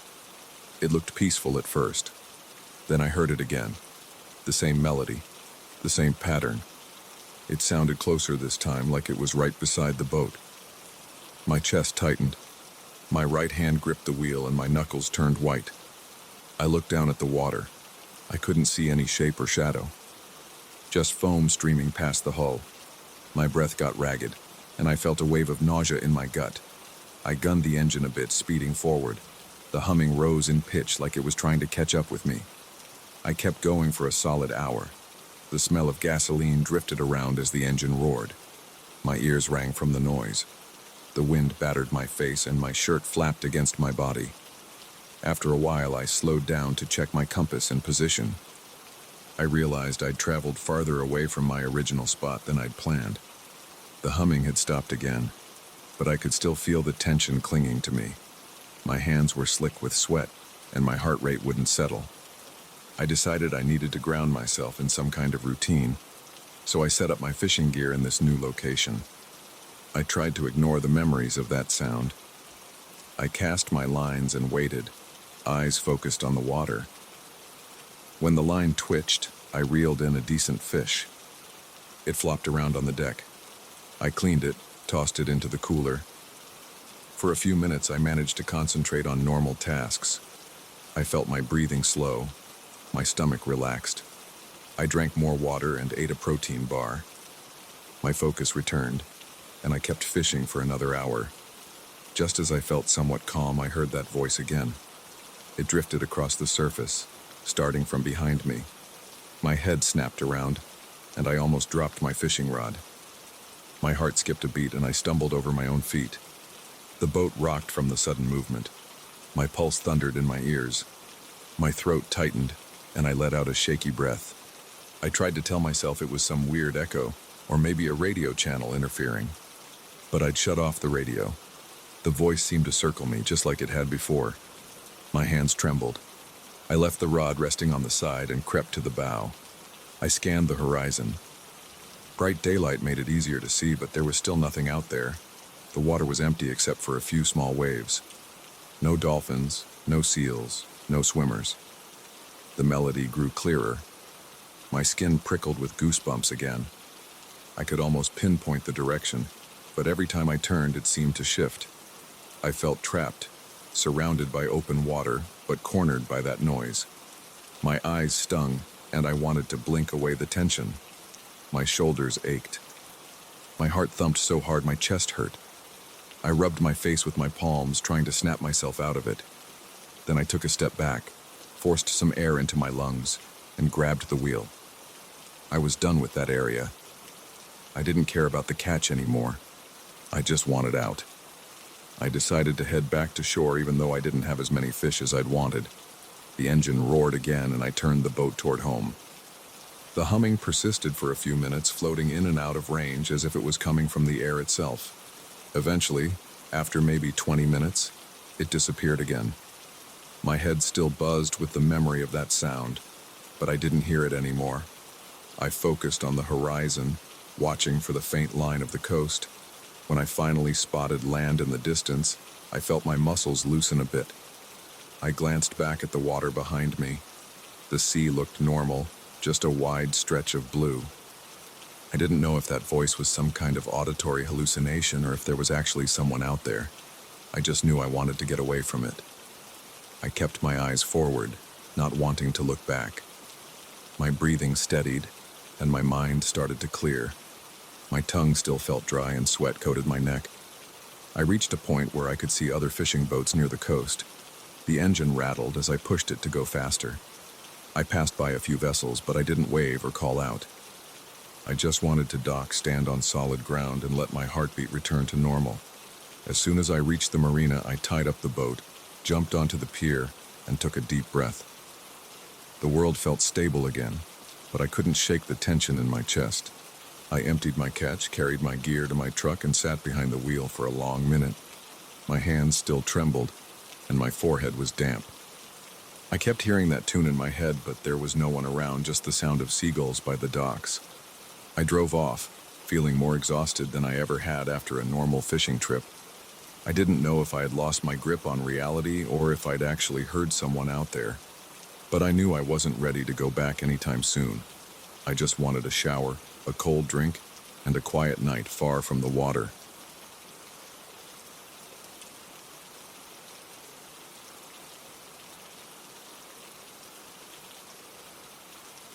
I pulled up to that cabin with a stale sense of relief and curiosity. I had expected a quiet place, but I didn't expect such a heavy stillness all around. There were no other cars, no other people, and I heard nothing except some distant rustling in the trees. The wooden exterior looked old and a bit warped. The windows faced the lake on one side, and on the other side, there was a small porch with a single rocking chair. Everything around me felt muted, like the wind didn't want to bother rustling the leaves too much. As soon as I stepped out of my rental car, I dropped my bag on the ground and walked straight toward the lake. I wanted to see the water up close before I settled into the cabin. The lake was calm, with only a few gentle ripples. The reflection of the cabin reached out across the surface, but something about it looked off. I leaned forward, my shoes right at the edge of the grass where it met the rocky bank. My eyes narrowed on the reflection because I saw windows in different positions than they were in reality. I stepped sideways to check if I was looking at it from a weird angle. No, it definitely wasn't just my angle. I saw closed shutters in the reflection, but the actual cabin didn't have shutters. There was also a thin line of smoke curling up from the roof in the reflection, even though the cabin's chimney was dark and cold. I didn't like that. My stomach tightened, and a dull pressure formed in my chest. I could feel my heartbeat speeding up. I stayed there for a while, just staring. The water was too still for it to be a trick of the ripples. I felt a chill on the back of my neck, like a sudden breeze, but I didn't feel actual wind. It made no sense to me. I decided to step back and unload my bag. I walked onto the porch, pushed the cabin door open, and took a quick look inside. The interior was small, with a living room area that had an old couch and a coffee table, a fireplace on the opposite wall, and a tiny kitchen off to one side. The bedroom door stood on the left, partially open. The whole place smelled like old wood and stale air. I flicked a light switch, and a dim ceiling lamp buzzed on. The floor creaked under my shoes. Everything seemed normal inside. But I couldn't shake off the weird feeling I got from that reflection. I dropped my duffel bag on the couch and rubbed my arms because I felt a sudden chill, even though it wasn't that cold. I walked over to the fireplace and checked if there was wood. The old stack of logs looked damp, so I figured I wouldn't be lighting anything soon. I realized it was too quiet, so I turned on the kitchen faucet just to hear some running water. The water was brown for a few seconds, then turned clear. At least that worked. I walked to the bedroom and checked the bed. The sheets were thin. I noticed a musty smell, so I opened the window. Outside, the sun was still hovering over the tree line, and the sky had the color of late afternoon. The lake glimmered, and I saw the cabin's reflection again. I leaned over the windowsill and noticed the reflection looked normal for a split second. Then my eyes caught something in the reflection's window on the other side. There was a shadow inside, like someone walking past. I froze, pressing my knuckles against the sill. My mouth felt dry. I stepped away from the window and walked back to the living room. I wanted to open the front door, get some fresh air, and remind myself there was nothing actually strange going on. Outside, the sun was creeping down. The sky was starting to fade. I grabbed a bottle of water from my bag and took a few sips just to calm myself. My body felt tense and my breathing was shallow. I noticed the rocking chair on the porch. I sat down, hoping to feel more relaxed. The chair squeaked quietly under my weight. I stared at the lake, waiting to see if that weird reflection would appear again. The surface of the lake was darker now, but I could still see the shape of the cabin in the water. The windows in the reflection looked shut again, even though the real cabin's windows were definitely open in the bedroom and the living room. I felt goosebumps on my arms. I wondered if I should close all the windows. Maybe I should just ignore it. But every time I looked at the reflection, my stomach twisted. I got up and went inside. I shut the bedroom window and the living room window. I made sure the doors were locked. The lock clicked with a heavy sound. That small action made me feel safer for a moment. Night fell faster than I expected. I checked my phone. No service. I had noticed a small radio on the shelf in the living room, so I tried to turn it on. It crackled but didn't pick up any clear stations. I set it aside and looked for some food. I found a few canned goods in the cupboard. I heated a can of soup on the old gas stove. The flame was weak and flickered every time I shifted the pot. While it warmed, I walked over to the window and glanced outside. The lake looked almost black in the darkness, but there was a faint glimmer in the center of it. It looked like a light, but it was small and dim. I forgot about the soup for a second. I leaned over the sink and stared, trying to figure out if there was a boat out there. But the light didn't move across the water. It stayed at the spot where the reflection of the cabin would be. It was like a single lamp shining behind a window, except it was in the middle of the lake. I felt my heartbeat slam in my chest. My hands started sweating. I gripped the counter and held my breath. Then the stove made a popping sound, and I jumped. I realized the soup was about to boil over, so I turned off the flame. I filled a small bowl and sat at the tiny kitchen table. I kept the overhead light off, hoping to see the lake more clearly. My eyes adjusted, and I could still see that faint glow out there on the water. It never flickered, never moved around. It was a steady glow. I ate my soup with quick, shallow breaths, trying to calm down. Each spoonful tasted bland. My mind was locked on that glow.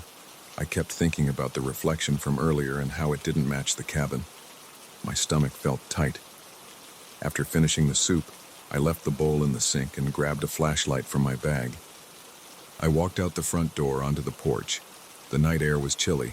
The wind was almost silent. The flashlight cut a narrow beam across the ground, showing me the path that led to the lake.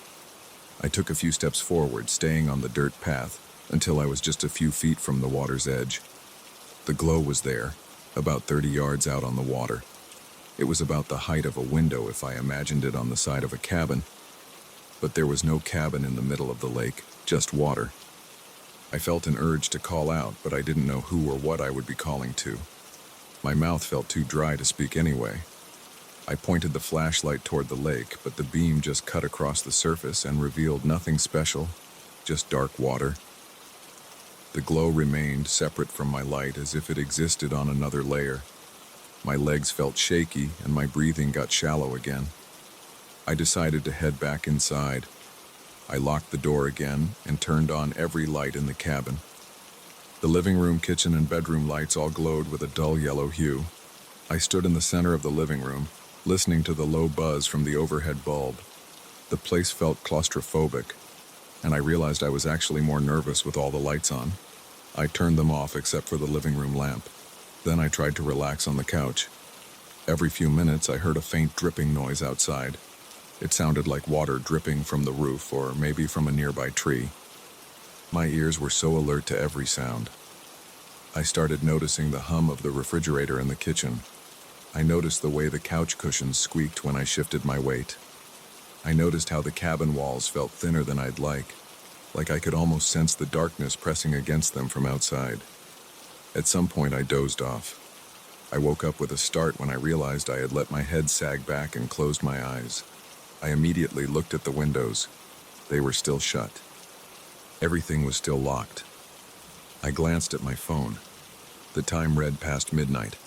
The battery was at 50% and there was no signal. I got up, feeling a need to check outside again. I grabbed the flashlight and slowly opened the door. A soft wind brushed against my face when I stepped onto the porch. I shined the light out. The reflection on the lake was different now. I couldn't see the faint glow from earlier. Instead, I noticed something else. It looked like the reflection was slightly closer to the shore. That made no sense. My throat felt tight, and I swallowed hard. I stepped off the porch and walked slowly toward the water. My arms felt stiff and the hair on the back of my neck stood up. I was so tense that my shoulders ached. When I reached the edge, I aimed the flashlight. The water was calm. The reflection of the cabin was still there, and it looked so close that I felt like if I reached out, I could touch it. The windows in the reflection were lit up, but the actual cabin behind me had only one light on in the living room. It made no sense. I turned around to confirm. The cabin behind me was mostly dark except for that one lamp in the living room window, but the reflection showed multiple lights on, and I could see the outline of closed shutters. I noticed faint smoke drifting up from the chimney in that reflection, but the real chimney stood cold against the starry sky. My breathing got erratic. I felt a pounding in my ears. I took a step back, but the water's surface rippled slightly.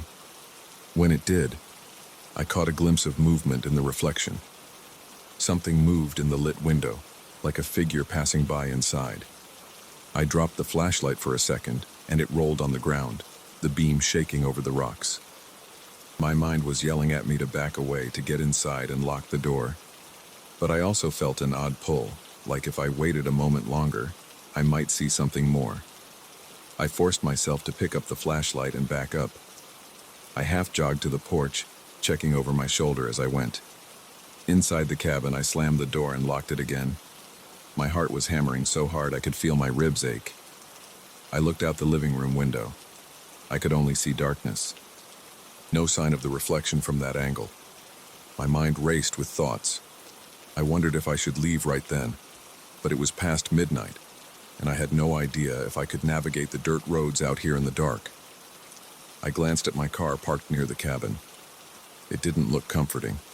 The surrounding trees were thick and the path was narrow. I decided to wait until morning. I went to the bedroom, turned on the lamp on the bedside table, and closed the door behind me. I sat on the edge of the bed. My legs were restless and I kept bouncing my knee. I turned off the lamp and tried to lie down, but I kept picturing that reflection with the lit windows. After maybe half an hour of tossing and turning, I grabbed my phone, opened the bedroom door, and walked back to the living room. I didn't want to be alone in that bedroom. I tried sitting on the couch again. I kept the living room lamp on, and I listened to the quiet. I felt isolated and trapped by my own anxiety. I told myself I just needed to make it to dawn. Eventually, I fell asleep on the couch. When I opened my eyes again, the room was dimly lit by early morning light filtering through the windows. I sat up fast and checked the time on my phone. It was just after 6. The tension in my body was still there, but the daylight made me feel a little braver. I walked outside onto the porch. The lake looked normal under the morning light. The reflection of the cabin was still visible, but it matched more closely. No shutters were closed. No smoke was rising. I felt a rush of relief in my chest. I decided to gather my things right away. I packed up my bag, grabbed my keys, and locked the cabin behind me. As I walked to the car, I glanced at the lake one last time. I could still see the shape of the cabin in the water, but it looked harmless in the daylight. I opened the car door, slid into the driver's seat, and started the engine. I began driving down the narrow dirt road, not looking back. My heart was still pounding from the memories of that strange night. I just wanted to get out of there. I drove carefully, feeling the bumps in the road, hearing the gravel crunch under the tires. My thoughts were a mess, but I focused on the drive, keeping my eyes on the path. I saw the lake shrink in my rearview mirror until it was gone behind the trees. My shoulders slowly relaxed and I felt like I could breathe again. I didn't see any other cars on the way back to the main road. I followed the path until I hit smooth pavement. Then I pressed the gas a bit harder, eager to leave that place far behind. My body felt drained, but I was also on edge. I kept checking my rearview mirror, half expecting to see something impossible behind me. But there was nothing except empty road. I never got answers about that reflection. I didn't tell anyone about it on the way home. I just wanted to forget. But even now, thinking about it makes my chest feel tight. I remember the way the cabin looked in the reflection. Wrong windows, dark shutters, smoke that shouldn't be there. At night, that weird glow out on the water felt like a lure. It felt like something wanted me to come closer. I still get a knot in my stomach when I think about it. I didn't go back. I haven't told many people about it. And I have no plans to see that lake ever again.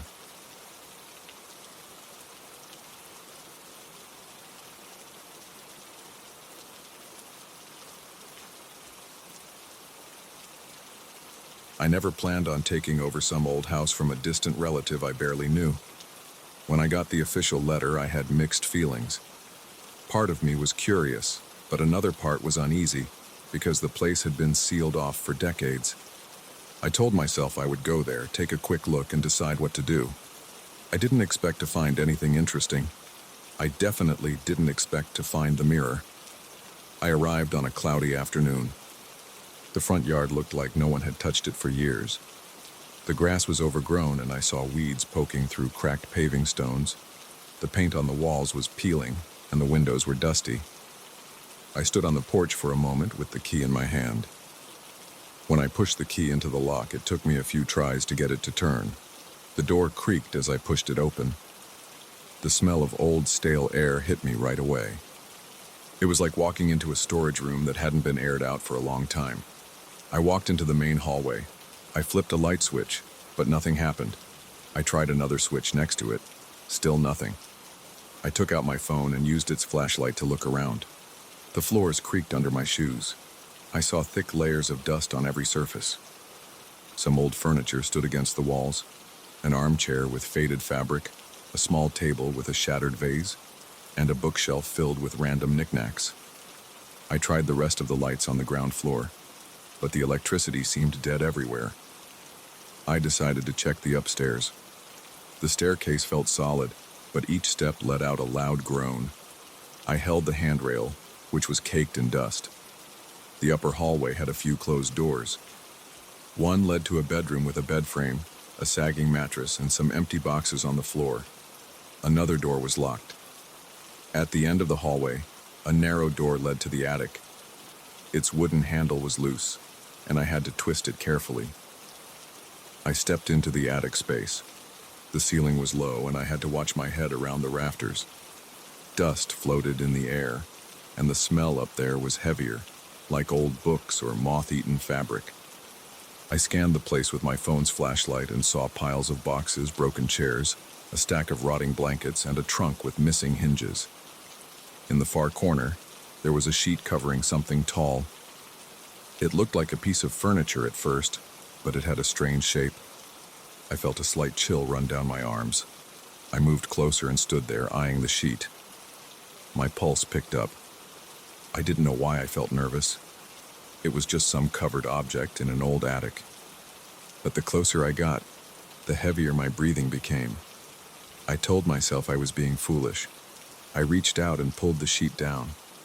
Underneath was a mirror with a worn, carved wooden frame. It looked ornate, but most of the details on the frame were chipped or cracked. I shined my light on it and saw my reflection, though the glass was grimy and dim. As soon as I looked at it, I thought I heard something like a whisper. It was low and rough, like someone struggling to form words. It said my name. I froze and looked around, aiming my phone's flashlight at every corner. I didn't see anyone. My mouth went dry. The air felt heavier, and I noticed my heart pounding against my chest. I tried to convince myself it was just the wind or my imagination. but I still felt on edge. I turned back to the mirror. My own reflection stared back, but I had a strange feeling that the eyes in the glass looked dull, almost lifeless. I leaned in closer. I started to wonder if the glass was warped, but as I tilted my head, the reflection's expression shifted in a way that didn't match mine. I jerked my head back. My stomach tightened. I turned my head from side to side. My reflection in the mirror did the same thing, but it felt slightly off, like it was delayed by a fraction of a second. My breaths got faster. I tried to calm myself by blinking a few times. I heard that voice again, a little clearer this time. It muttered my name with a deep, raspy tone. "Paul," it said. The voice seemed to come from the mirror itself. I stepped back, feeling my legs tense. I tried to control my breathing.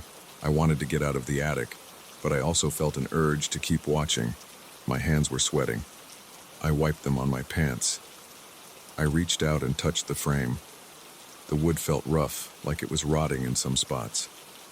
I expected dust, but it seemed oddly clean along the edges of the frame.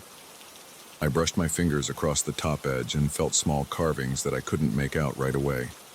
Something about them felt unnatural. My phone's flashlight flickered for a second, which made me jump. The attic seemed darker after that. I forced myself to speak out loud. I said, "Hello?" My voice sounded shaky.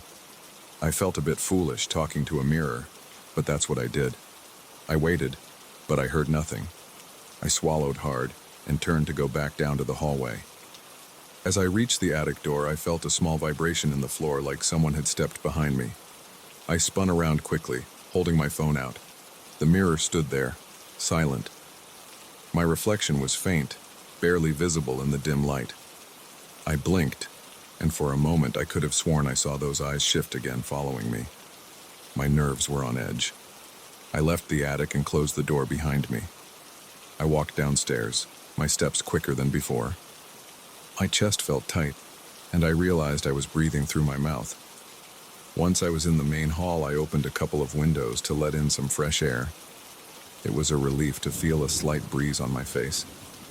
I thought about leaving the house right then, but I told myself I should at least check the rest of the rooms on the ground floor.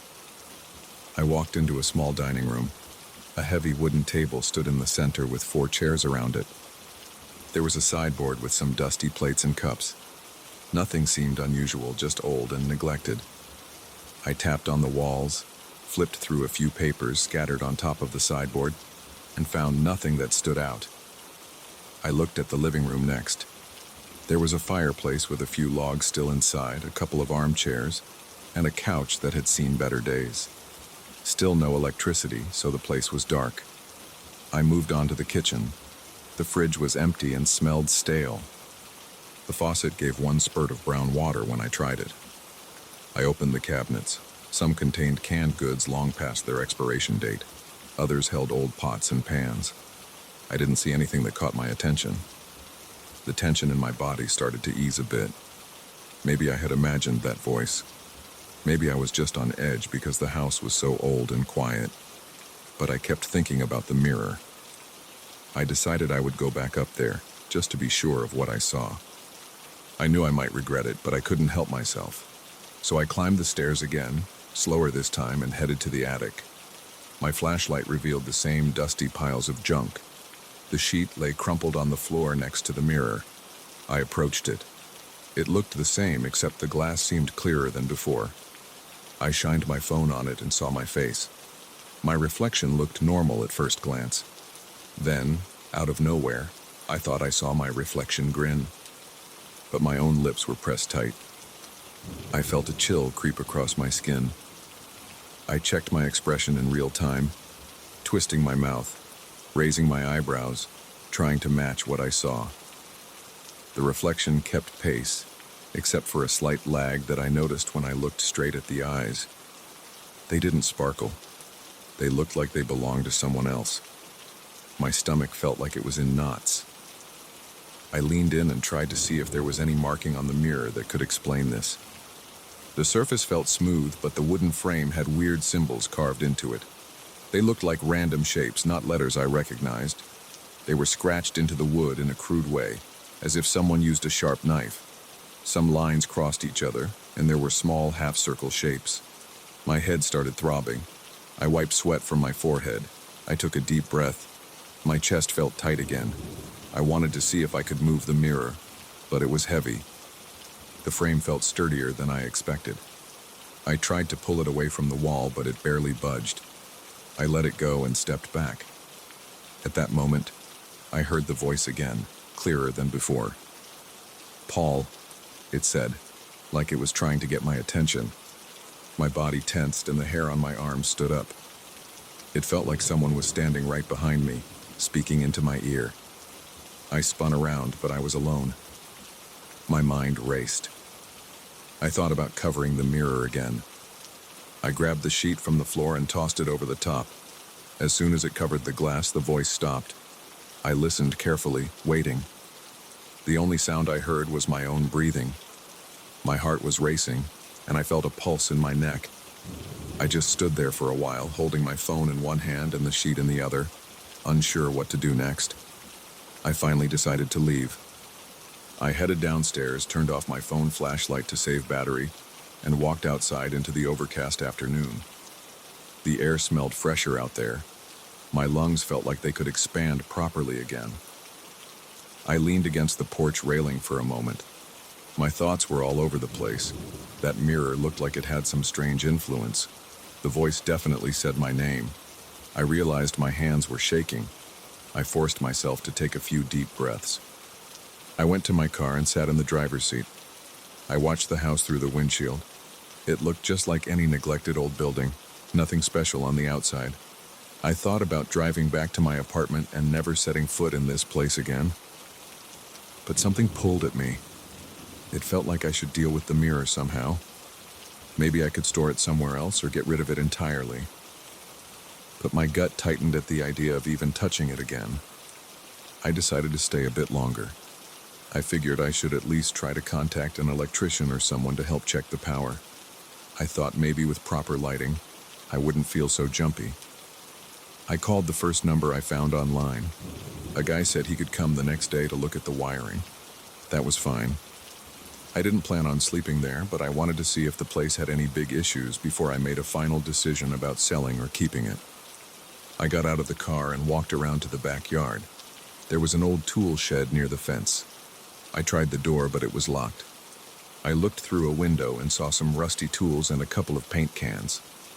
Nothing looked worth the trouble right then. I circled back to the house.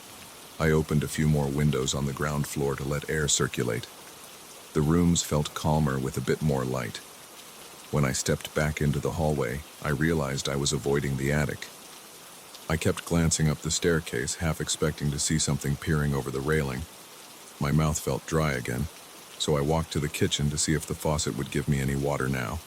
It still sputtered with a bit of rust-colored water, but it ran clear after a minute. I cupped my hands and drank a little. The water tasted metallic, but it helped. Then I shut it off. I heard a soft thump above me. It came from the second floor. My body stiffened. My pulse hammered in my ears. I tried to brush it off as the house settling. The place was old and the wood could pop and crack, but the sound repeated, a light knock or shuffle. I moved into the hallway, my eyes on the ceiling. Then it stopped. My breathing was shallow and I tried to focus on staying calm. My palms were sweating again. I decided I wasn't going back to the attic. At least not alone. My nerves were shot. That mirror was on my mind and I couldn't deal with another strange experience right then. I locked up the house, made sure all the windows I'd opened were closed again, and walked to my car. I kept expecting to hear footsteps or that voice, but nothing happened. The whole house felt silent, like it was waiting. I drove away and told myself I'd return the next day with the electrician. I wanted someone else there, even if he had no idea what was going on. I needed another person in the house with me. As I left, I looked in the rearview mirror at the house behind me. The windows on the second floor seemed dark, like hollow eyes. The attic window was barely visible. I stared at it while driving off. I caught myself gripping the steering wheel too tight. On the way home, I replayed everything in my head. The dusty attic, the cracked frame, the carved symbols. Mostly, I kept thinking about that reflection with those blank eyes and the voice that spoke my name. My gut tightened each time I remembered it. I felt a cold sweat on my back. I got back to my apartment late in the evening. I tossed my keys on the kitchen counter and went straight to the shower. I stood under the hot water trying to push those images out of my head, but they kept popping back. When I tried to sleep that night, I kept hearing that low voice in my mind, calling me. It was almost like a scratchy echo. My brain wouldn't settle down. I told myself I needed to figure out what to do with that mirror. I didn't want to keep it, but I also didn't want to leave it there. My heartbeat stayed fast for a long time before I finally drifted off.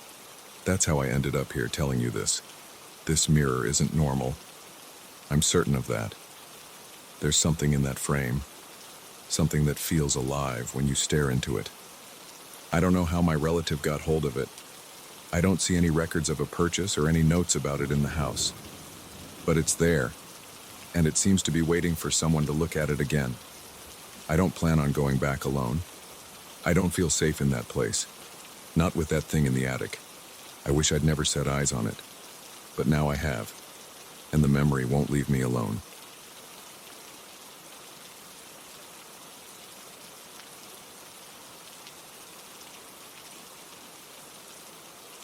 I slammed the truck door and took one hard look at the old hospital entrance.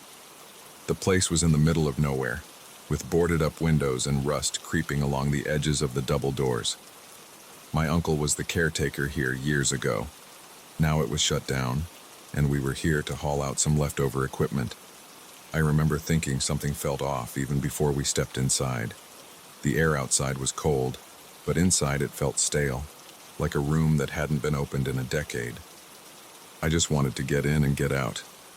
We walked down the main hallway first. Paint was peeling off the walls and the floor tiles were stained.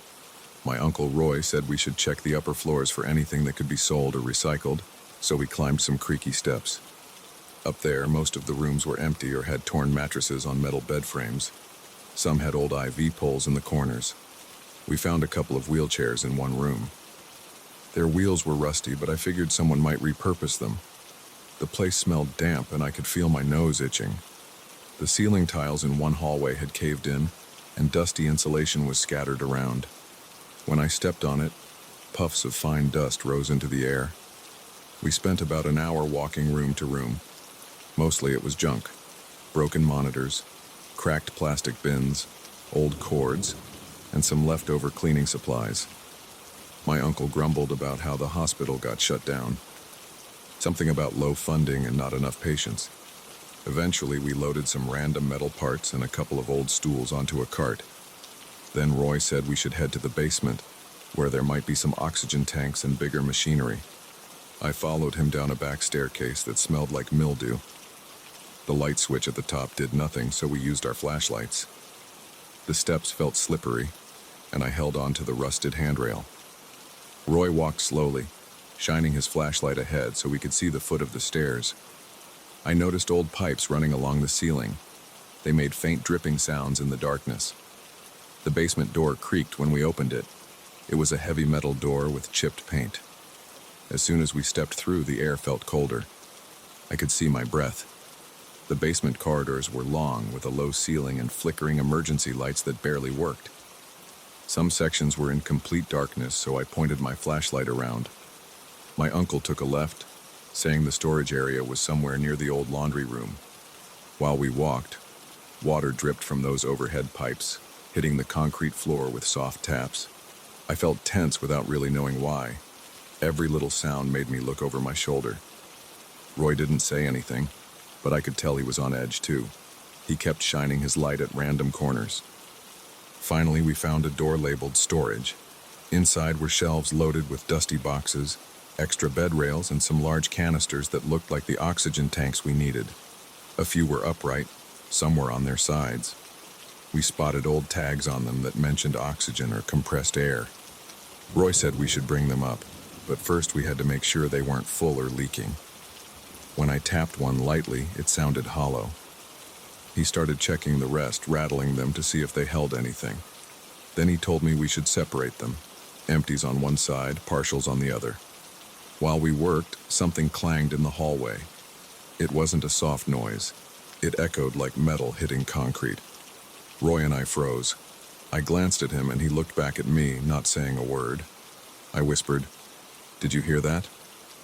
He nodded. We stood still, waiting for another sound, but it stayed quiet. I felt my heart pounding and I noticed I was holding my breath. I exhaled slowly. Then Roy said, "Might just be something shifting." I wasn't convinced, but we decided to keep going. We placed the empties near the door, ready to cart them out. Then we heard it again, a loud clang like a steel pipe dropping. It was further down the hallway this time. I gripped my flashlight so tight my hand started to sweat. Roy looked uneasy. He leaned out of the room and shone his light toward the corridor, but we saw nothing. I tried to steady my breathing, but it felt like the air in the basement was getting heavier. I told Roy the place was giving me the creeps, and he agreed. He said we should be quick about this and go. We lifted the first oxygen tank and placed it on a dolly. The metal scraped against the floor with a high-pitched screech. At that moment, I felt a sudden draft of cold air pass by my legs. It wasn't a gentle breeze, it was icy and it made my skin prickle. Roy rubbed his arms like he felt it too. We both paused, shining our flashlights around. The corridor was empty. No open windows, no fans running, nothing that could make a breeze. I started to feel a knot forming in my stomach. Roy muttered something about old buildings and weird drafts. We loaded another tank, keeping our eyes on the doorway. I felt my chest tightening, like the basement air was weighing down on me. My uncle moved slower, checking every corner before he set the next tank down. My hands were shaking a bit. When I stood still, I could feel my heart beating against my rib cage. The place was dead quiet, aside from our feet scraping the concrete. We decided to make the first trip upstairs with the cart. The wheels squeaked against the floor as we pushed it. The hallway felt longer now. The flickering lights didn't help my nerves. We had to pass through a narrow section where the lights were completely out. Our flashlights swept across the floor and walls. Rusty pipes, chipped paint, some damp spots. No signs of anyone. But my neck tingled, like I was being watched. When we reached the staircase, we had to lift the cart onto each step. That was annoying and slow, and we kept stumbling. Halfway up, the cart's wheel got stuck on the railing and we had to tilt it. Roy cursed under his breath. We finally made it to the top floor corridor. It was a relief to see some daylight coming through the boarded windows. Not much, but enough to make me feel less claustrophobic. We wheeled the tanks outside and loaded them into Roy's truck. I wiped sweat off my forehead even though it was cold out. The combination of fear and effort had my heart racing. Roy wanted to grab a few more tanks. I said we should maybe just call it a day, but he reminded me we drove 2 hours to get here. We argued a bit, but I gave in. We headed back inside. The main floor seemed a little less intimidating, maybe because we had daylight behind us. But once we started down that staircase again, my stomach got tight. The smell was worse now, like wet concrete and old metal. Every step echoed. Back in the basement, we found the door to the storage room half closed. I remembered leaving it open all the way. I asked Roy if he'd moved it, and he said no. The hair on my arm stood up. I pushed the door open with my foot, shining the flashlight in. The leftover tanks were right where we'd left them. Nothing seemed out of place, aside from the door itself. Roy didn't say anything. He just gave me a quick glance and walked to the tanks. We each lifted one more tank onto the dolly. While I was bent over, I thought I heard something behind me like a slow scrape on the floor. I spun around, shining my light, but saw nothing. My uncle noticed me jump. "You okay?" he asked. My voice came out shaky. "Yeah, just tired." I knew I was lying. I was spooked. We headed out into the hallway again, pushing the cart. About halfway to the stairs, we heard another crash. It sounded like metal clattering on metal, deeper into the basement. My uncle shot me a look. He was sweating. I swallowed hard, then said, "Let's just ignore it and go."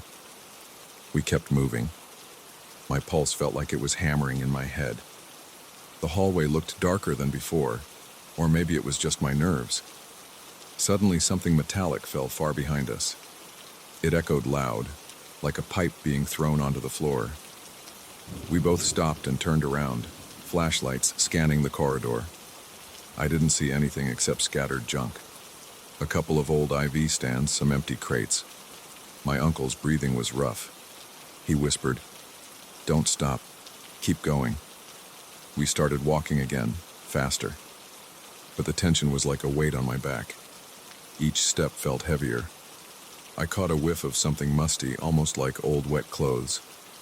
I coughed, trying to clear my throat. My eyes felt dry. The floor was uneven, and the wheels of the dolly kept rattling. My hands shook so much that I had to tighten my grip. Every few seconds I glanced behind us. When we reached the staircase door, it was closed too. We hadn't shut it when we first came down. Roy tugged the handle and it opened with a loud squeak. He pulled the dolly into the stairwell, then waved for me to follow. As soon as I crossed the threshold, I felt that icy draft again, blowing right by my face. It made me inhale sharply. Roy felt it too. He paused and pointed his flashlight around the small landing. Nothing. The door slammed shut behind us. The noise shot through me like a jolt. I spun around, but there was no one there. Roy's eyes were wide. I grabbed the dolly and we started hauling the tanks up the steps. The wheels banged against each stair and the noise bounced around the stairwell. My muscles were tired and my forehead was damp with sweat. Roy was breathing hard. We got to the top, pushed open the door to the main level and stepped out. I was relieved to be away from that basement. Even the stale air of the first floor felt better. We rolled the tanks outside again. This time, I didn't want to go back. I told Roy I was done. My hands were shaking and my nerves were shot. Roy agreed. He said we'd seen enough. If the place still had more tanks, he'd come back with someone else another day. Maybe with better lights and more people. I was grateful to hear that. I didn't say another word. We loaded the last tanks into the truck. I slammed the tailgate shut. My uncle didn't talk much, just checked to make sure nothing would slide out. We got in the truck and sat there for a moment. I felt a shiver run down my spine. The hospital looked even more ominous from the outside now, like it was watching us. Roy started the engine, and we drove off. The tires crunched on the gravel, and neither of us spoke for a long time. I kept looking in the side mirror, half expecting to see someone step out of the hospital's front doors. But there was no one.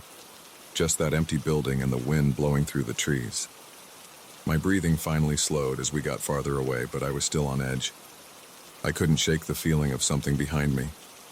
My arms were tense, and my jaw felt locked. I focused on the road, the sky, and the few houses we passed. I was grateful for any sign of normal life. After a while, Roy cleared his throat and asked if I was all right. I said I was, even though my chest was still tight. He told me he had never heard noises like that in the hospital when it was open. He remembered normal sounds, patients talking, nurses walking around, the hum of lights. But now everything was different. Empty corridors and random bangs in the dark. I tried to block out the memory of that cold draft on my face. We finally reached a small diner on the outskirts of a neighboring town. Roy pulled into the parking lot and we got out to stretch our legs. My knees felt wobbly. I wanted to wash my face, so I went into the restroom. In the mirror, I looked pale with sweat on my forehead. I splashed cold water on my cheeks. The shock of it made me gasp, but it felt good to rinse off the basement's grime. When I came back out, my uncle was standing by the truck. He lit a cigarette and stared at the horizon. He asked if I wanted one, but I said no. He inhaled, then let the smoke out slowly, watching it drift away. I leaned against the truck, feeling the cool metal on my back.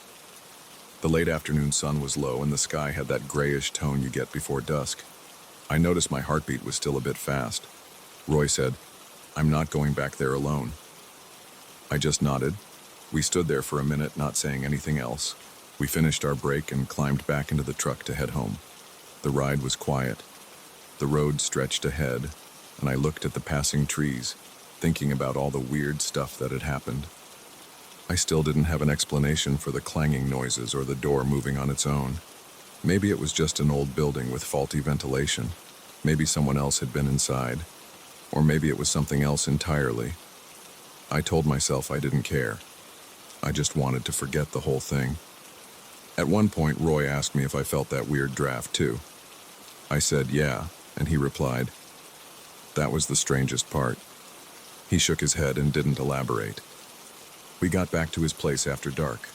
I helped him unload the tanks into his garage. We didn't talk much, just put them to the side, one by one, setting them against the wall. When we were done, he tossed me a spare rag to wipe my hands. I noticed my fingers were trembling a little. He looked at me and said, "Thanks for the help, but let's never go back there at night." I nodded, feeling a knot in my throat. I climbed into my car, turned on the engine, and let it idle for a moment. Roy gave me a quick wave, and I waved back. As I backed out of his driveway, I felt a surge of relief. I wanted to be far away from that place. My thoughts were still spinning, but I felt safer on that well-lit street. The memory of that cold draft and the loud metal clang stayed with me, though. Even later, when I got home, I found myself double-checking the doors and peeking around corners. It was just an old hospital, but I couldn't shake the feeling that something was off down there in that basement. I went to bed, but I couldn't sleep right away. Every time I closed my eyes, I pictured those dark corridors, the weight of the air pressing down on me, that echo of metal crashing somewhere beyond my flashlight's beam. I turned on a small lamp near my bed to chase away the shadows in the room. I told myself it was just my imagination, that everything we heard had a logical explanation, but my body didn't believe it. I was still tense, my shoulders stiff, and my stomach in knots. Eventually, I drifted off, but I kept waking up, half dreaming that I was back in the basement hearing something scrape the floor behind me. Each time I woke, I reminded myself that I was safe at home. No more dark corridors, no more cold drafts.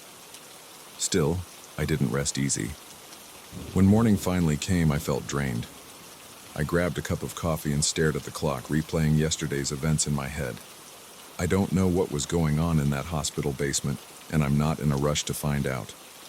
Whatever it was, I hope I never have to deal with it again. Roy told me he might hire a team to clear out the rest of the junk if the hospital owners decide it's worth the trouble. I told him to count me out, and he just nodded. We haven't brought it up since. That basement can keep its secrets. I want nothing more to do with it.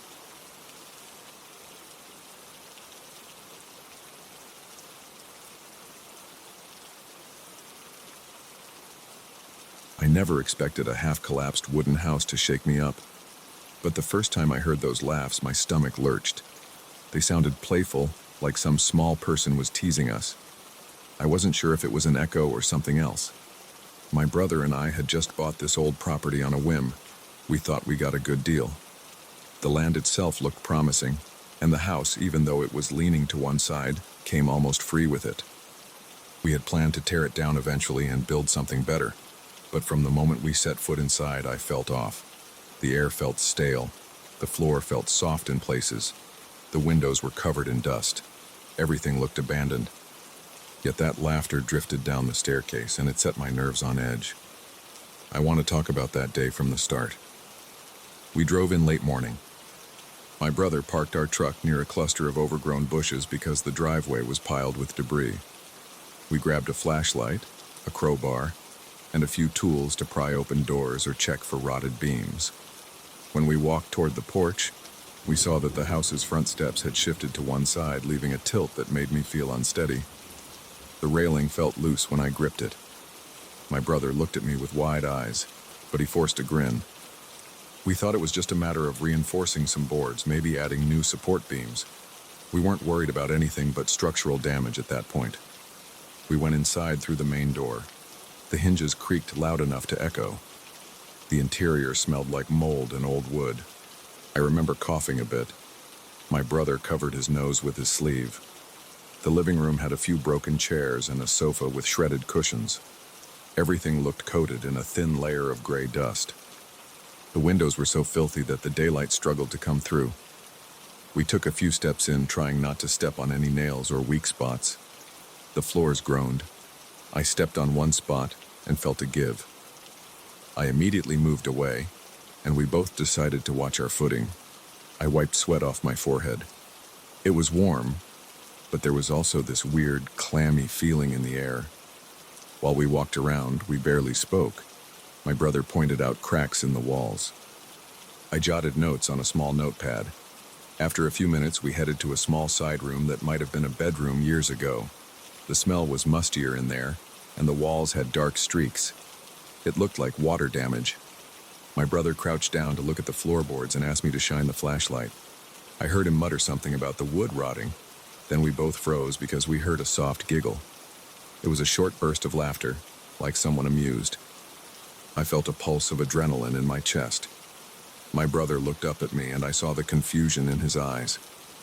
It came from somewhere above us.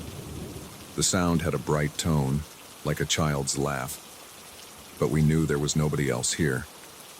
There were no footprints in the dust on the main floor, no signs of any squatters. The giggle happened again, but it sounded further away, up near the ceiling. My brother stood, and we stared at each other. I felt my arms tense. I asked if he heard it, and he nodded. We both turned our heads toward the open doorway where the hallway led to the staircase. I felt compelled to check. My heart was racing, but curiosity, or maybe just caution, took over. We left that side room and walked back into the hallway. We found the staircase. It was narrow and the steps looked warped. My brother tapped the banister with the crowbar. It felt wobbly. We shone our flashlights upward. Dust swirled in the beams of light. The top of the staircase ended at a small landing. Then there was another door. I guessed it led to a second-floor storage area, or maybe an attic. We started climbing slowly. Each step creaked. My legs felt stiff. I tried to keep my breathing steady, but it was shallow. When we reached the top, we saw a single door cracked open. We pushed it the rest of the way. The hinges whined. Inside, there was an attic space with slanted walls. Cobwebs dangled from the ceiling. The floor was covered with a thick layer of dust. I glanced around, shining the flashlight everywhere. No footprints, no sign of fresh movement. There were a few old boxes in one corner, but they looked untouched for years. The moment we stepped in, the laughter stopped. It didn't fade out, it just cut off. I felt goosebumps on my arms. We stood there for at least a minute, listening. Our breathing sounded loud. No more giggles, no more voices, just a stale silence. My brother took a careful step toward the boxes. He kicked one lightly with his boot, and a puff of dust came out. We checked behind them. Nothing. I noticed a small window on the far side, but it was too dirty to see out. The glass looked cracked. The faint sunlight in there gave everything a dull glow. We called out, but there was no answer. I touched the walls. They felt cold and damp. I reached for the boxes and opened one. It had old newspapers from decades ago. They smelled musty. Some pages were stuck together. Another box had a few broken toys, but they looked ancient. They had that crumbly plastic texture from sitting in heat and cold for years. My brother and I exchanged uneasy glances. We didn't want to hang around longer than we needed. I tried to ignore the strange feeling in my gut, but my skin kept crawling like something was just out of sight. We decided to head back down. We finished the quick inspection on the first floor. Nothing else weird happened for a while. We found a small kitchen with rusted fixtures. We found a bathroom with cracked tiles and a stained tub. We checked a back room that might have been a dining area. All the windows were grimy. Some had broken glass. We saw a door leading to the backyard, but it was stuck. My brother kicked it a few times and it opened. Outside, the grass was up to our knees, and a few old fence posts stuck out of the overgrown weeds. We saw a collapsed shed in the corner. The area felt abandoned and quiet. I heard some buzzing from insects, maybe crickets or flies. We didn't linger too long. We locked up as best we could by jamming the door with a piece of wood. Then we drove back to our apartment. On the way, my brother brought up the laughter. He asked if I thought it was an animal or something else. I shrugged. We both knew it wasn't an animal. It sounded too much like a voice. But I had no explanation. We tried to shake it off. We joked that the house might be haunted, but under the jokes I felt tense. We decided we'd come back with better gear and do a more thorough inspection in a few days. That night I couldn't get the sound out of my head. I slept poorly. I kept seeing that dusty attic in my dreams. The next day we got supplies together. Heavier flashlights, a camera, gloves, and a crowbar each. My brother also suggested we bring some snacks and water in case we stayed longer. We drove out there in late afternoon. We figured if anything was inside, we'd find evidence. Maybe we'd see footprints or droppings or something to explain the noise. We arrived, and the house looked the same. I felt that pang of nervousness as soon as we walked in. We started in the living room again, this time checking the corners and ceiling for any holes that rodents or raccoons might be using. We found nothing but spider webs and some loose boards. We moved from room to room, snapping photos. My brother joked around to keep our spirits up, but his smile looked forced. The place was just creepy. Around sunset, we went outside to check the backyard again. The air felt heavy. The tall grass rustled in a slight breeze. I saw clouds forming in the distance, so maybe a storm was coming. We picked our way through the grass, checking around the collapsed shed. We saw rotted wood planks and some rusted metal barrels. It smelled like wet leaves. Then I heard a rustle in the bushes behind the shed. I turned, expecting maybe a possum, but I saw something move low to the ground. I couldn't get a good look. It darted out of sight. I walked closer, calling out. My brother stood by, shining his flashlight. We both heard that same giggle. It was the exact same laugh, except now it was coming from outside, near the back fence. My breath caught in my throat. It was too dark to see clearly. The sun was going down and the shadows made everything blend together. We advanced slowly. I kept the crowbar ready in my right hand. My hands felt sweaty. My legs felt weak. Then it spoke.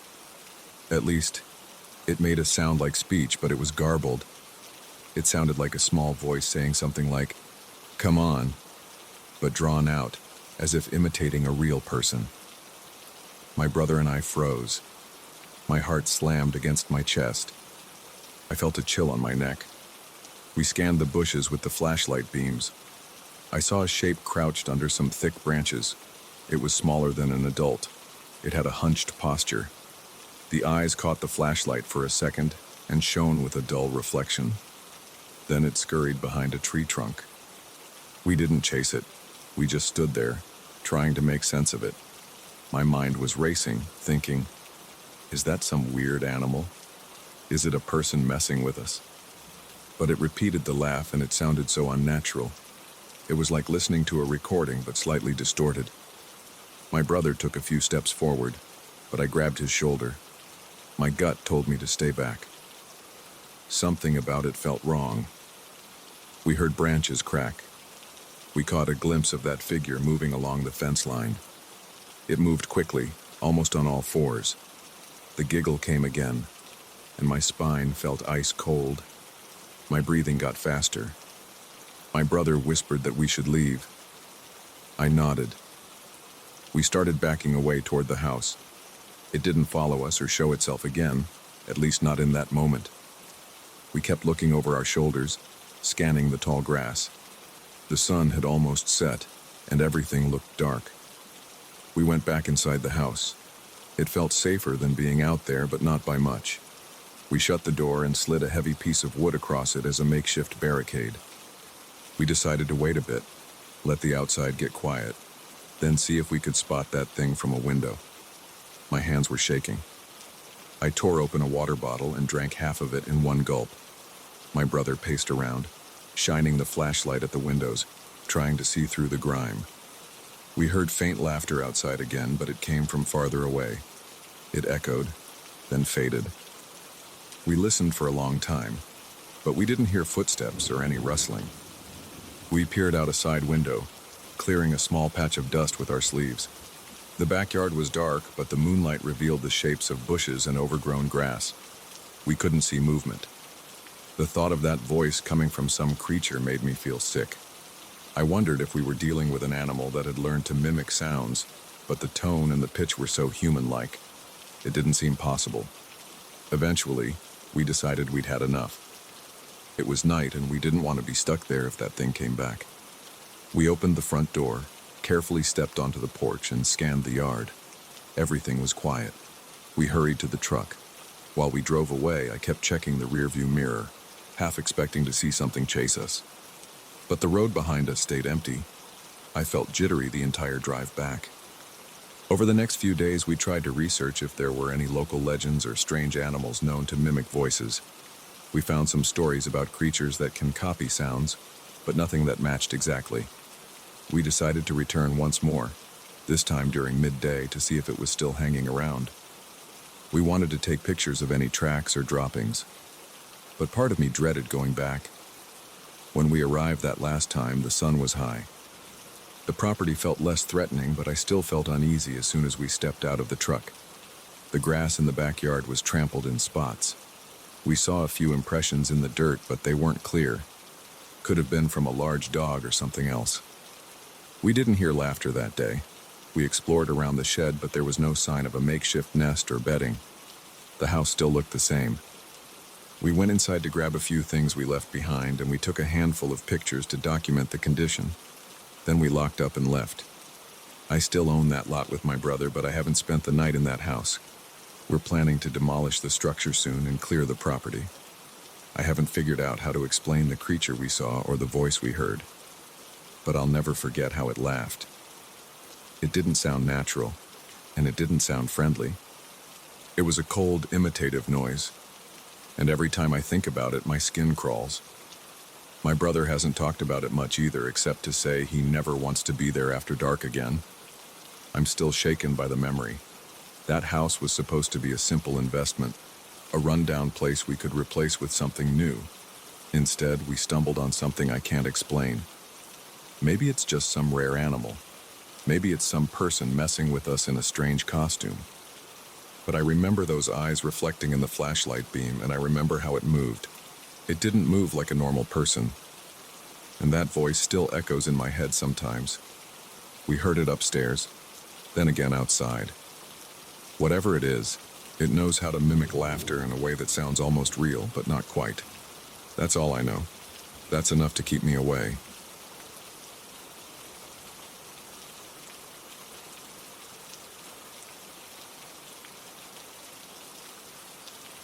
I parked my van in front of the house and stared at the two-story structure. The front door was slightly ajar, and the place looked dark, even in daylight. I'd worked on plenty of empty houses before, but something about this one bothered me right away. The porch steps were chipped, and there was a stale odor drifting out into the yard. I felt a small jolt of anxiety in my chest, but I told myself it was just another job. I had my toolbox, my flashlight, and my usual routine. I stepped onto the porch, pushed the door open, and walked in. Inside, the air felt thick. It was cooler than outside, and it had that old wood smell mixed with something sour. My boots made a dull thud on the floor. The hallway stretched ahead, and stairs led up to the second floor on the right. I set my toolbox down for a moment and looked around. There wasn't much furniture. The walls were a dull beige, and the light fixtures were outdated. I thought it would be a straightforward inspection. Check the wiring, note any faulty outlets, and make sure the breaker box was labeled correctly. That was the plan. I picked up my toolbox and moved down the hallway. The floor creaked under my weight, and I could hear my own breathing. Every noise seemed louder than usual. I felt like someone was behind me, so I stopped and glanced over my shoulder. The corridor behind me was empty, and all I heard was my heartbeat. I shook it off. Houses settle and make weird sounds all the time, especially older ones. I kept going. The first room on the left was a small living room. The windows were closed, and the curtains were drawn. Dust floated in the air, visible in the thin light that slipped through a gap in the curtain. I flicked the wall switch, but no light came on. I walked over to the lamp in the corner, plugged into an outlet near the couch. I pulled out my voltage tester to see if there was any current. Nothing. I crouched down to remove the outlet cover. My hand felt unsteady, so I paused. I realized I was just nervous for no reason. I started unscrewing the cover, wiggling wires and checking connections. As I worked, I felt a gust of air on the back of my neck. The windows were shut. There was no fan. I turned around fast, half expecting to see someone there, but the room was still empty. I heard a faint rustling sound near the doorway, like clothing brushing against the wall. But I didn't see anything. My stomach tightened. I pressed my lips together and tried to focus on the wires. After a few minutes, I reattached the cover and tested the outlet. It worked. I stood up and exhaled, relieved that my mind had probably been playing tricks on me. I moved down the hall to the kitchen. The tile floor was grimy and the overhead light flickered for a second when I flipped the switch. It died out immediately. I set my toolbox on the counter and opened the breaker panel in a nearby closet. Most of the breakers were labeled, though the handwriting was faint. As I checked each breaker, I thought I heard a thud upstairs. I paused and listened. It was quiet again. I turned back to the breaker box, feeling my face get warm. I wanted to finish quickly. I reset a couple of breakers, hoping the overhead light would stay on. It didn't. I closed the panel and decided to check the wiring in the fixture above the kitchen table. The table was gone. Only a few scratches on the floor showed where it used to sit. I grabbed a step stool from my van earlier, so I went to get it. As I walked back through the hallway, I heard a soft clicking sound behind me. It reminded me of fingernails tapping wood. My heart started pounding, and my palms got sweaty. I looked over my shoulder.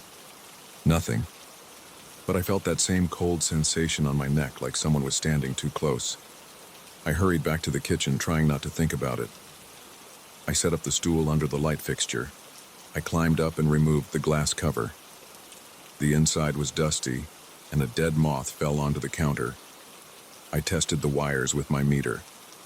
The reading was inconsistent. I needed to replace part of the connection. It wasn't dangerous, but it wouldn't pass an inspection. I rummaged through my toolbox for a small connector. When I straightened up again, I heard a creak in the hallway. It wasn't a random house noise. It was footsteps. I froze on the stool, barely breathing.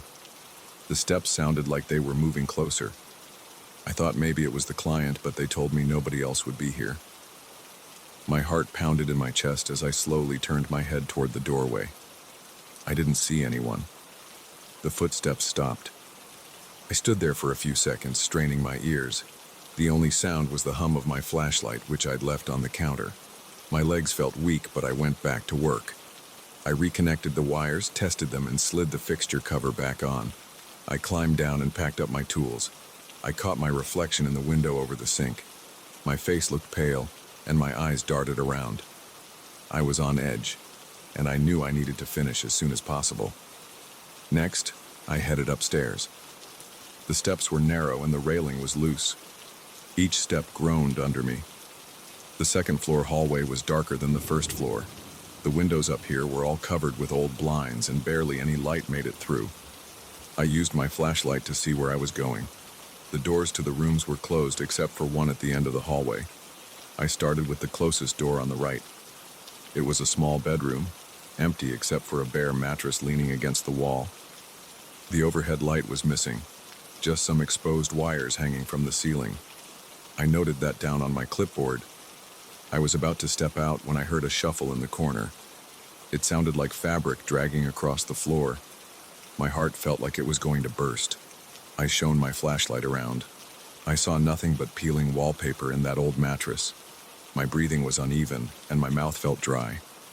I told myself I might be hearing my own clothes brushing against something. But I wasn't sure. I left the bedroom and moved to the next door on the left. I opened it carefully. It was a bathroom. The sink was cracked, and the mirror was missing. A few broken tiles were scattered on the floor. I switched on the light, and surprisingly, it worked. It flickered but stayed on. I glanced at the old tub and saw a few dark stains. I didn't want to think about it. I tested the outlet near the sink. It was fine. I turned off the light and left. As I stood in the hallway, I felt lightheaded.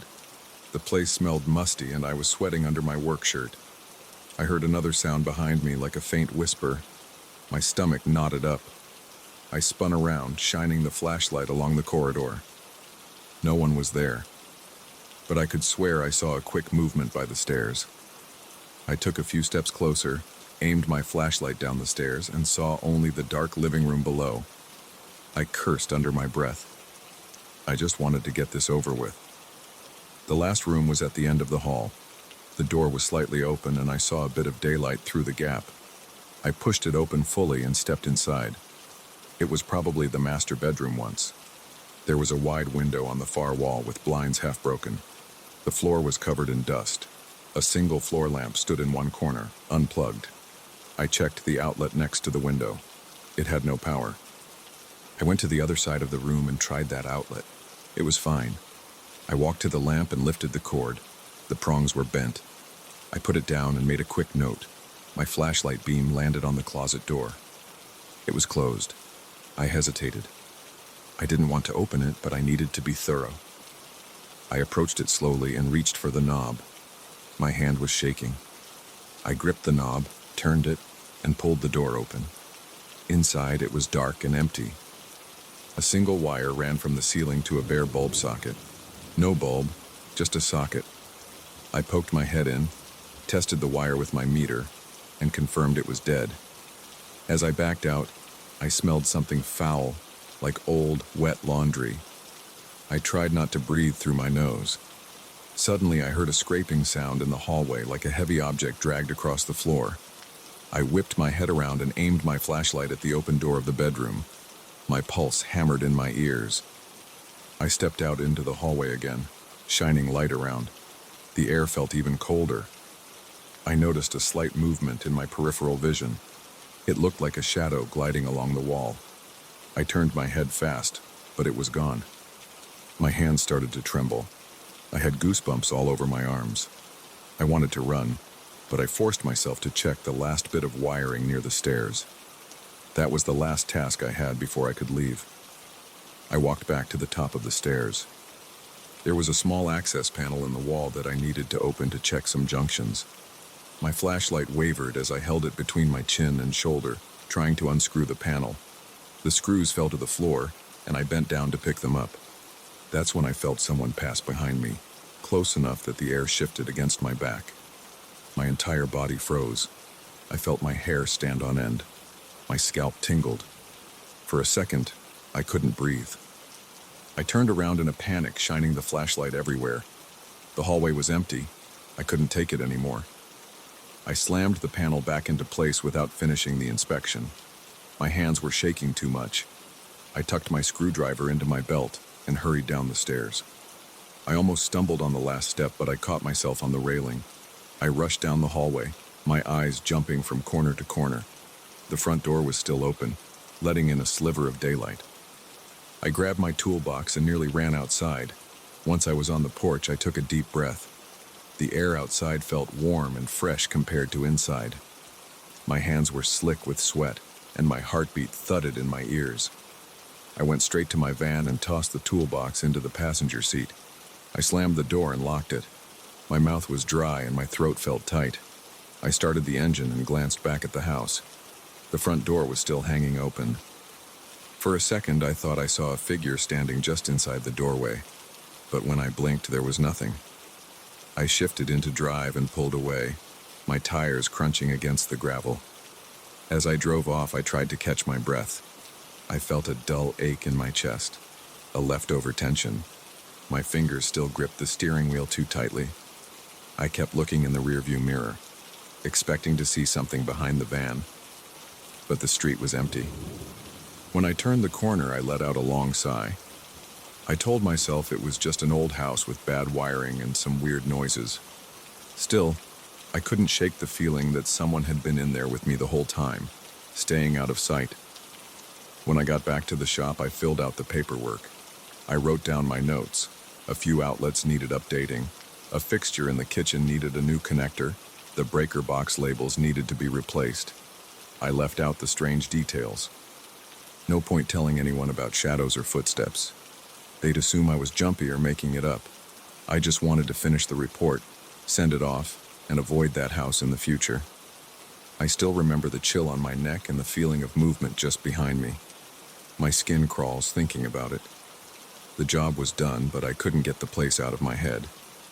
I tried to focus on the technical stuff, the wiring, the outlets, the flickering lights. But that uneasy feeling stuck with me for the rest of the day. I found myself turning around in my own workshop, half expecting someone to be behind me. It took a while for the tension to fade. By the next morning, I told myself I was overreacting. Maybe it was just the silence of that place. Maybe the house was settling more than usual. But deep down, I knew it was something else. I couldn't explain it. I couldn't describe it in logical terms. There was something off in that house, and it hovered around me the entire time I was there. I still get a knot in my stomach when I think about it.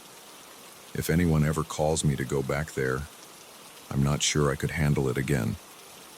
Even now, I sometimes wake up at night thinking I hear those same slow footsteps just outside my bedroom door. Then I realize it's just my heart pounding. And I remember that empty house, the shadows, and the uneasy feeling that wouldn't go away. I hope I never have to set foot in that place again.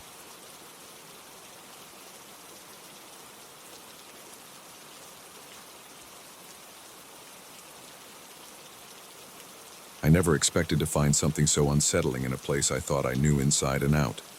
I've worked in an antique jewelry store for years, handling ornate pieces from old estates and private collections. I've seen rings with strange carvings, necklaces with odd designs, and all sorts of unique pendants. Nothing ever got under my skin. Nothing made me feel off. But that changed the night I stayed late and found a ring we hadn't cataloged. I want to lay out everything that happened, step by step, because it still makes me uneasy to think about it. I was in the back room of the shop around 8 at night. The store had closed an hour earlier, and I planned to do a final count of the day's sales. Normally, I check the showcases, lock up, set the alarm, and leave. That night, though, I realized I hadn't taken a decent look at our safe in a while. We keep old pieces there that aren't on display yet. Sometimes new shipments or consigned items arrive, and we store them in the safe until we have time to prepare them. I remembered a new batch had come in earlier that week, and I wanted to see if everything was in order. I switched on the bright fluorescent light in the back room. The safe is a big metal cabinet with reinforced locks. It's old-fashioned, but it's got a modern security system attached. I turned the dial, entered the code, and pulled the heavy door open. Inside were a few velvet pouches, some stacked trays, and a small wooden box that I didn't recognize. Most of our items are stored in plain containers or standard jewelry boxes. That wooden box looked handmade.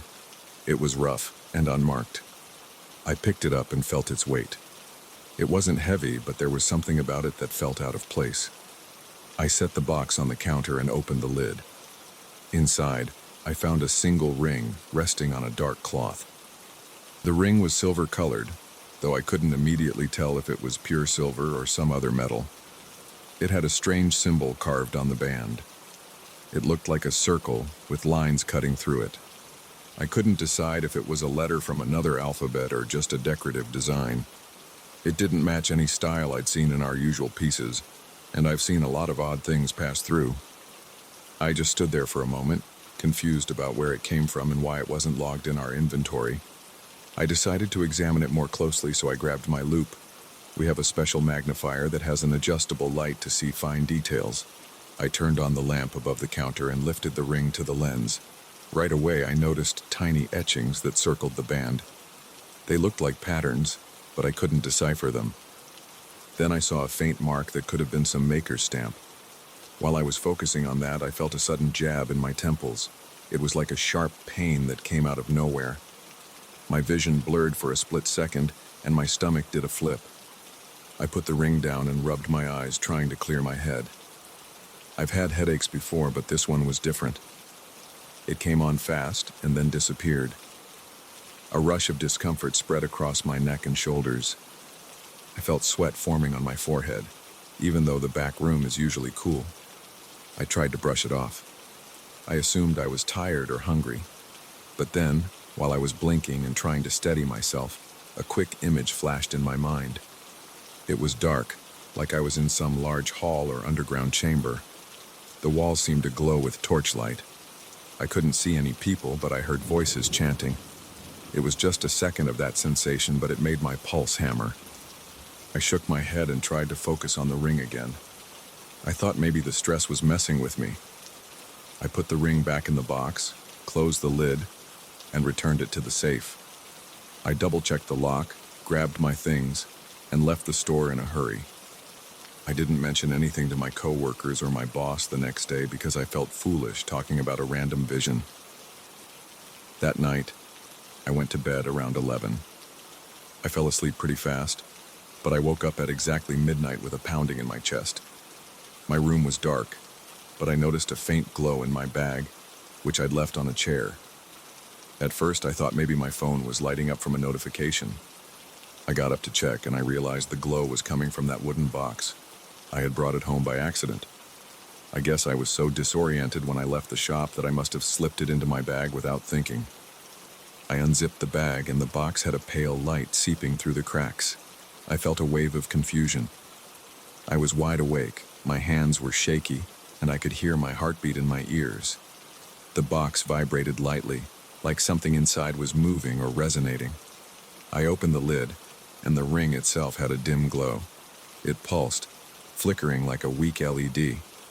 Then I heard a whisper. It wasn't loud, and I couldn't make out words at first. It was more like a hiss asking me to pick up the ring and wear it. I couldn't figure out if I was hearing something real or if it was in my head. My mouth went dry. My stomach felt tight, and I had a buzzing sensation in my arms and legs. I didn't put the ring on. I just slammed the box shut and shoved it to the back of my closet. Then I stood there, in the dark, wondering if I was going crazy. My pulse took a while to calm down, and my clothes were sticking to me from sweat. I tried to lie down, but I couldn't fall back asleep for an hour.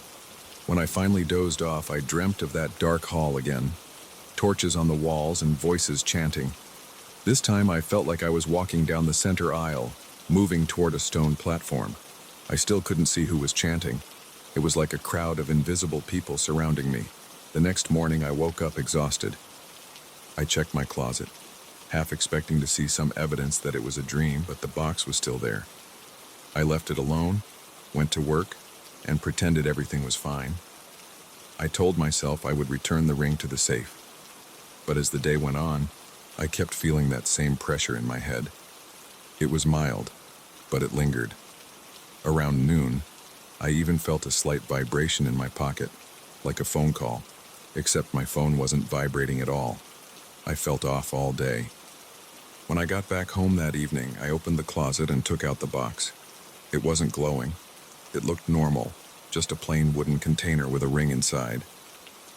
I decided to do a quick online search for the symbol I saw on the band. I found some references to old cults and secret societies, but nothing conclusive. Everything seemed vague. I didn't find a clear match. I started thinking about bringing it to a specialist. We sometimes consult with experts on unique pieces, but this felt more personal. I ended up sitting there staring at the box for a while. My mind was all over the place. I finally went to bed, but I kept the box on my nightstand, as if I was daring it to do something. At midnight it glowed again. The ring's pulsing light reflected on the walls. My chest felt tight. My breathing turned shallow, and I heard the whispers a bit louder this time. They said, "Wear it.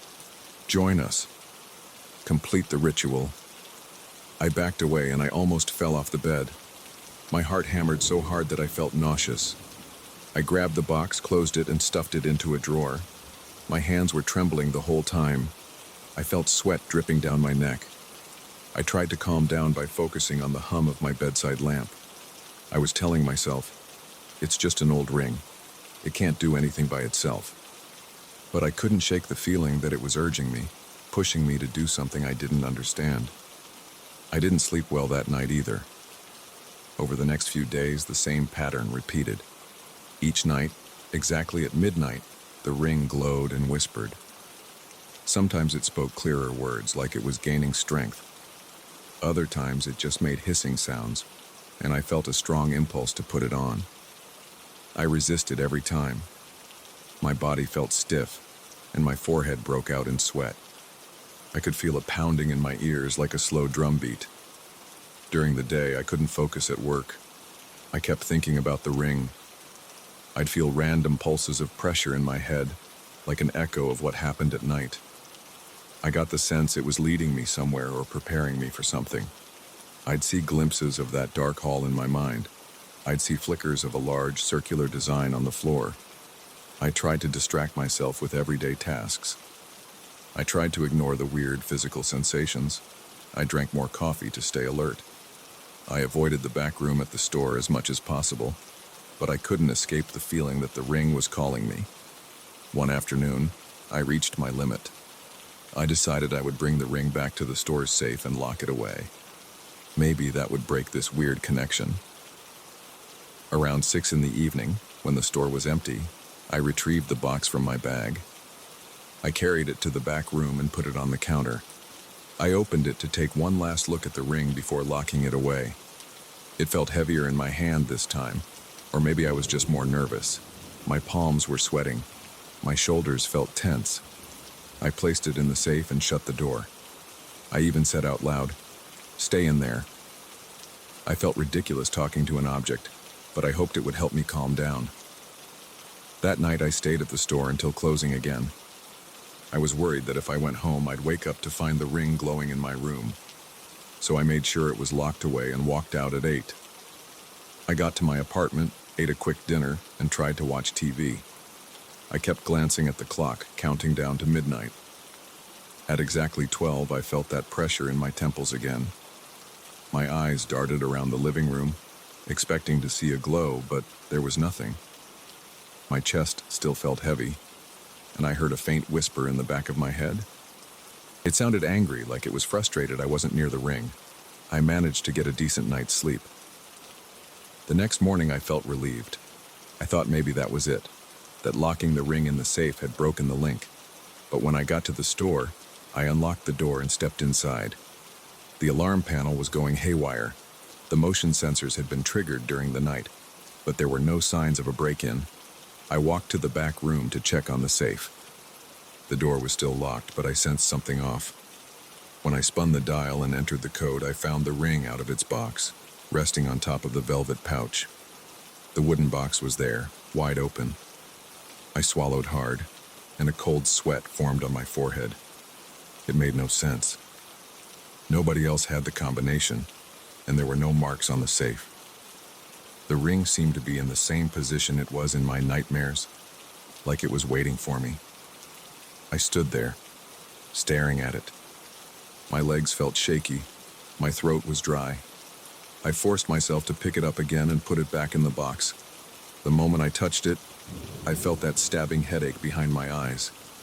I closed the box, locked the safe, and tried to go about my day. The entire time, I felt drained, like I hadn't slept in weeks. That night, I didn't want to risk anything else. I took the ring out of the safe, placed it back in the wooden box, and carried it to my car. I drove around, unsure of where to go. My hands were tight on the steering wheel and my heart pounded every time I felt the box shift on the passenger seat. I ended up parking in an empty lot behind a row of warehouses.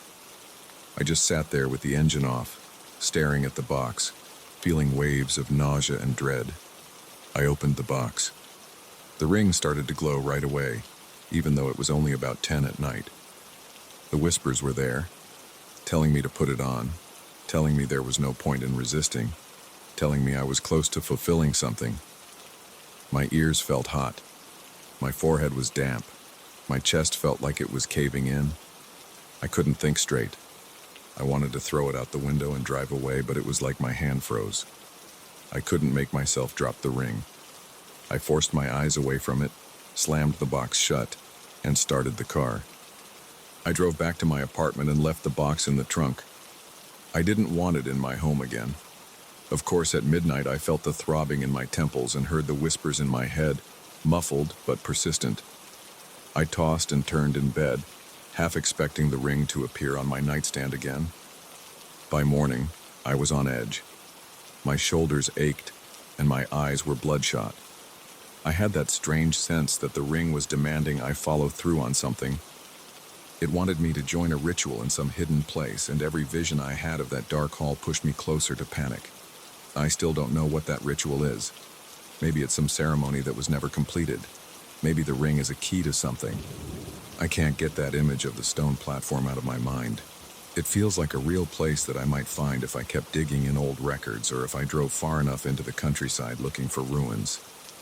I haven't told anyone at work about this in detail. I said we got an odd piece that gives me headaches, but nothing more.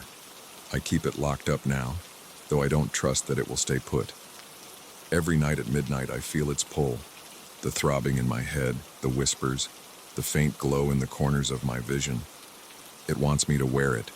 It wants me to step into that torchlit hall. It wants me to stand before that platform and finish what others started, but I don't know what that is. I'm still resisting. I'm still trying to figure out if there's a logical explanation. I have no proof of anything supernatural, but the physical sensations are real. My racing heart, my sweaty palms, the shortness of breath, the sudden headaches. The sense of being watched or guided is impossible to ignore. I don't know how long I can keep this up. Sometimes I think about just throwing the ring in a river, but I get a feeling that it will find its way back. For now, I live with it. Every midnight I tense up. Every day I pretend things are normal. But I can't forget the chanting in that hall. I can't forget the ring's glow or the whispers telling me to complete a ritual. I don't know where it leads, and I don't know if I'll ever understand. But I'm stuck with this piece of old metal and its strange symbol, and I'm caught in something that I never asked for. That's the truth of it, as plainly as I can tell it. And even as I finish this, I feel the ring's weight pulling at my thoughts, urging me to pick it up one more time. I haven't given in yet, but I feel like it's only a matter of time before something changes, and I don't know what will happen when that moment comes.